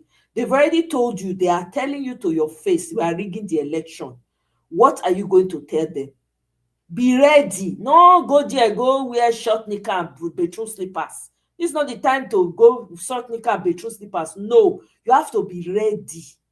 It's do or buy. It's as simple as that. Whether you choose to sit at home, the pie will still come to the door. The people that are disappearing every day, that are being kidnapped every day for leisure, they just they waka, breeze blow small, they will just carry them. Armed robbers go show up, come they rob people for their homes. They buy the ones so they want buy. Those ones are the ones that are saying, I beg, let's just be managing in Nigeria like that. It has happened to them. I was following the story of one bread woman. The woman simply came out to complain about everlasting bread. Bread when not they spoil. We may not they buy bread for market. I don't know who they buy bread for market these days. Buy your oatmeal, blend and take and do your bread. Or if you want flour, buy flour, use and do your bread by yourself. It doesn't need to be perfect. Okay, I digress. The woman come and come talk. He not even talk about the owner of the company. All she said was that maybe people they care for what they eat, because there's a high case of liver disease in Nigeria now. A lot of people are on dialysis when they not feel afford for Nigeria. Waiting we know they hear before. The woman, when they not mention her name, he quickly accept say na him bread. Carry the woman go prison. Hey God, I beg you. If to say not be Peter for Nigeria and Mama P and Ini Bong, the lawyer that went and showed up for that woman, they were ready to lock her up. My heart broke when I read that story. I'm like, what the heck is this? The woman came out after a couple of days to explain. Now she knows. Now she's not like, you talk, you buy. You no talk, you buy. You see her? It's just that simple. You are in Nigeria, you're just one mistake away. You feel you come out, go outside, so you want to take small breeze. Person your jaw come, what's they call her? Misfire, vram. That's it. The person is gone. You take Okada by mistake, Okada they run like a mad person. That's the end. I mean, come on. No hospitals, no drinking water, no electricity. Even the solar when you manage by, they want to tax you. Hey, God, I beg you. It's almost like they don't want anything good for you. They don't want you to have any good thing that's going to ease your burden. They don't want it. On top of the mess, out of the fact that you're not making anything, you are paying. I saw a video of a young girl, her business, with all that she's putting into her business, she's not getting any profits. She broke down in tears. I mean, come on. How do you continue like this? It don't make any sense. It don't make any sense. The whole world, they reject you now. Nigeria safe. When you're not supposed to get back to terrorists, your government, you're allowing a government to continue to take advantage of you. When are you going to get upset and say enough?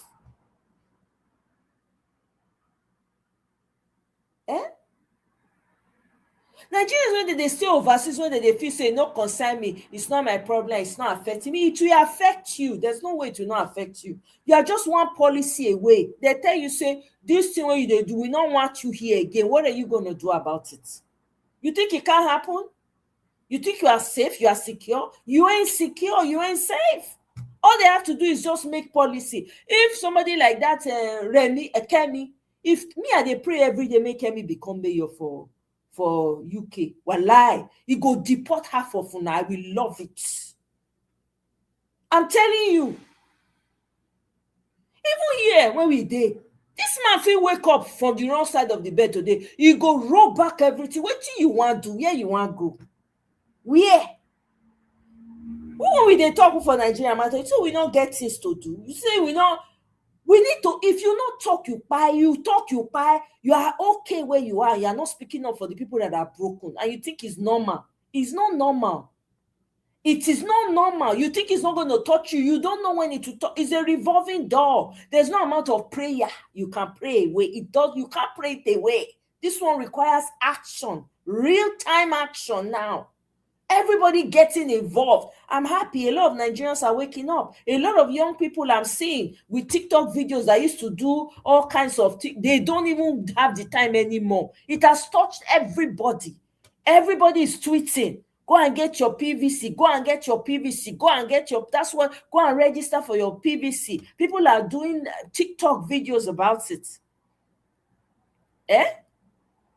Everybody borrow themselves sense. If you don't fight for your own, who's going to fight for you? If you do not fight for your land, who will fight for you? You are waiting for an outsider to come and help you fight. Outsider when get ulterior motive, now you want me to come fight for you. When you fight finish, you go collect. Are we okay? We better come together and know what we are doing. Because there's no help coming from anywhere, as you can see. If it is not yet obvious to you, there's no help. The outsiders are even joining the people that are buying you to be buying you. All the foreign companies in Nigeria, they don't even treat you well as a citizen of the country. They take advantage of you. What kind of life is that? How long are you going to continue to manage that? You're just one sickness away from pie. That woman that was talking about the bread that she bought, young widow. She became widowed at a young age from a mistake in the hospital. They not see sickness. They not see mercy give your husband quickly. Now the man buy young widow. No name when they not take abuse this woman because say she come out, can't talk about bread, everlasting bread. The new version of everlasting bread. There was no insult that they did not insult her. Let's all know what we are doing, though. Nobody's getting out of here alive. Nobody, none of us, nobody's going to fly out of here like a bird. It's not going to happen. It's not going to happen. We can't continue like this. It's not normal. It doesn't make sense. I beg. There are some of us who live in diaspora. Now we they fund people for whom? School fees, cloth, feeding, it's on you. How long are you going to keep doing that? And you have your own bills to pay. It's not like you're a billionaire here or a millionaire. Even if you're a millionaire, if you did dole out money like that, get where you go reach, the million go reduce. Hello? I'm telling you, the North is very clear. Respect to the North, respect to the North and my Northern brothers and sisters. They know what's up. They don't be like sad, small thing. They do their. I never see this kind of thing before. Not unity with one mind. Says that they beat their politicians, they stun the hell out of them. Beg, you know what's up. I respect them for that. I beg. Billionaire, we get billionaire for Nigeria. All of them are church rats. They be all of them are church rats, carpet beggars. We don't have no billionaires. All these people are government sugar babies, government baddies. Now they be. I beg.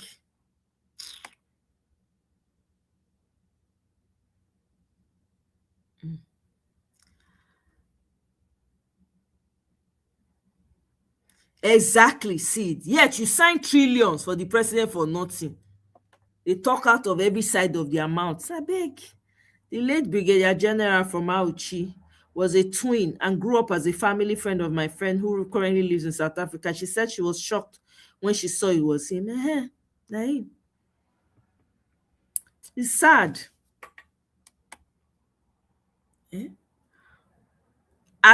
A great question, Annie. What happened to our armed forces? Great question. Yet when there is voting, you see millions from his state. He has been in Senate since 1999. No impact. How can you have been in the Senate and that kind of thing is happening? That's a disgrace to him.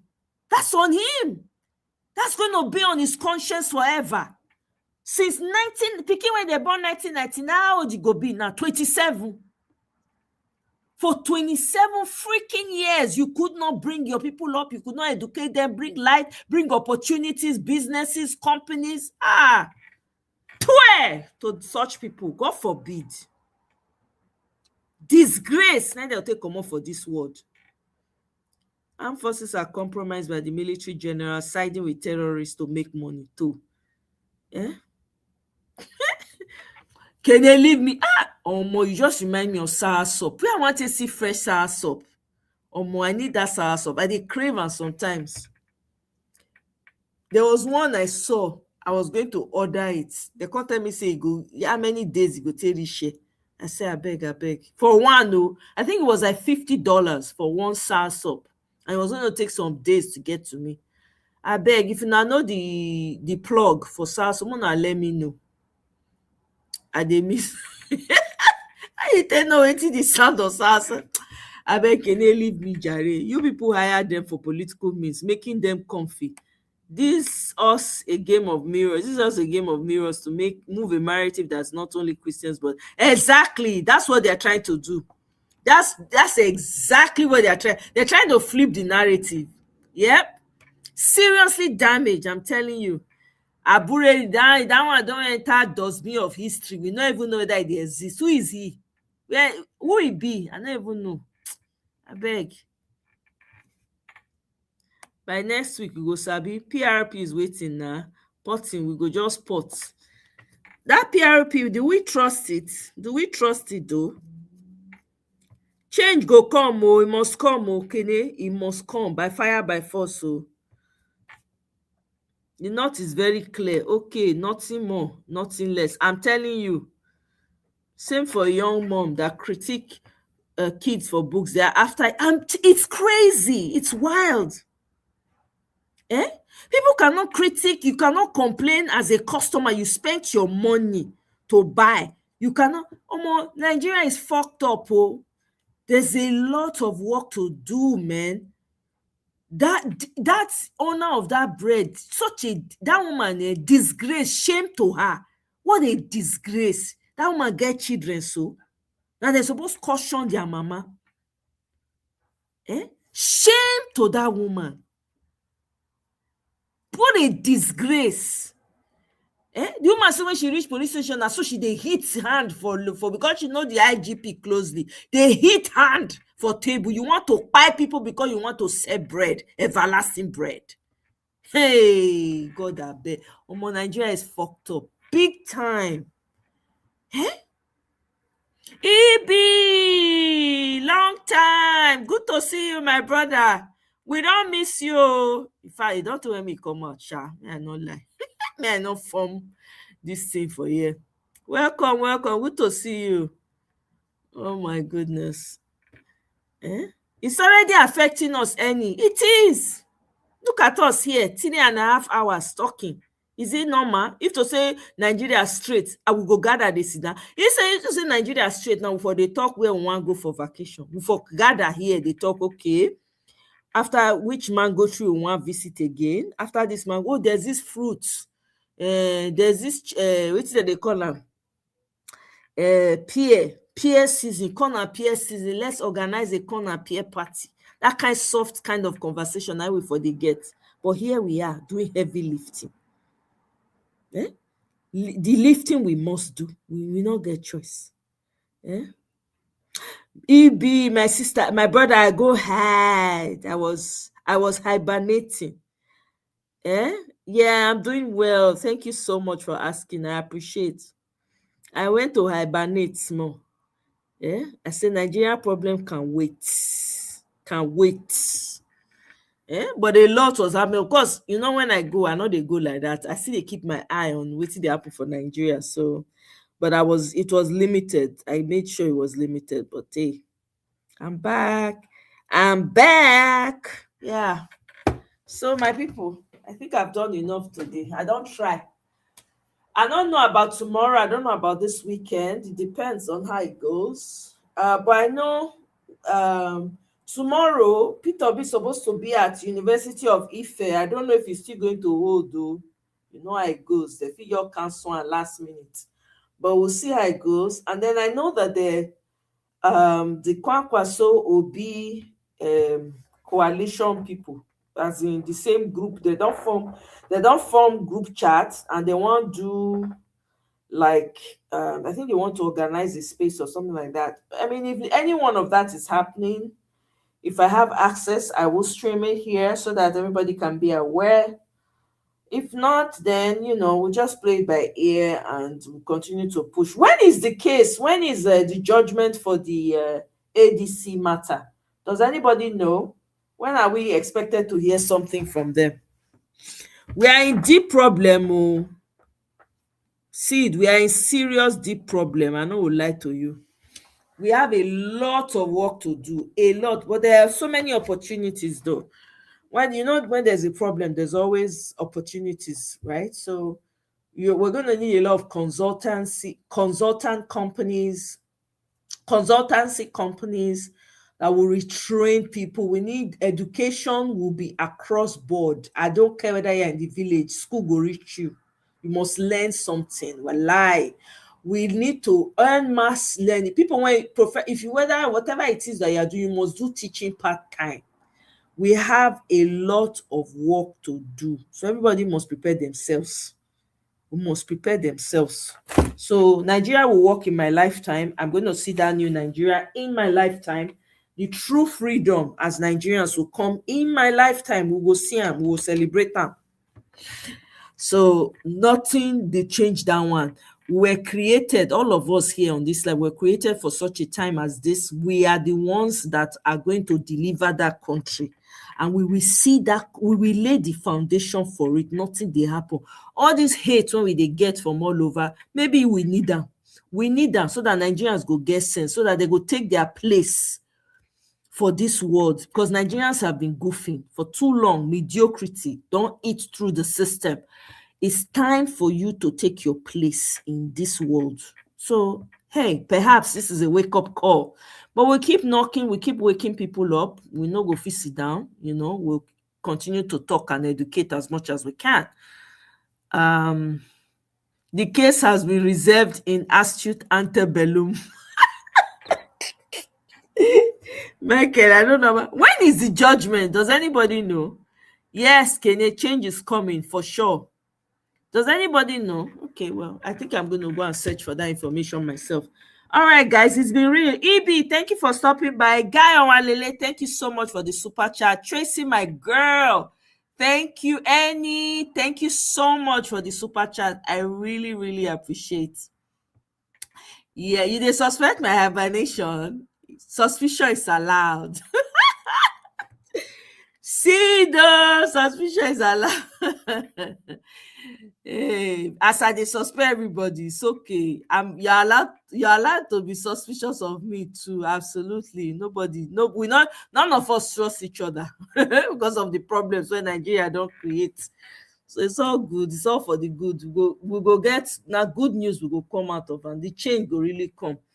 So guys, thank you so much. I appreciate. See, thank you, Kenny. Thank you very much. Kenny, I don't deliver your guy. In case you're hearing, I don't deliver your message to Kenny. Kenny, they say me you open back door, you get potatoes to come deliver for you and Alak. They refuse to give dates because they want to do delay tactics. Now we know their tricks. They want to do. We there here. We are monitoring. Nothing they sup. Nothing they sup. Yeah. All right, Gary Yomi, everyone that was able to make it, thank you. Ify, I don't say if you go down reach in village by now. I beg if I don't mention your name, not vessel. Michael, thank you very much. Gate is open. Okay, good. At least I don't pass the message. Guys, I'll see you on my next one. Thank you all so much. I appreciate all the super chats. I really, really do. Thank you. Have a wonderful rest of the evening and have a great weekend. Bye.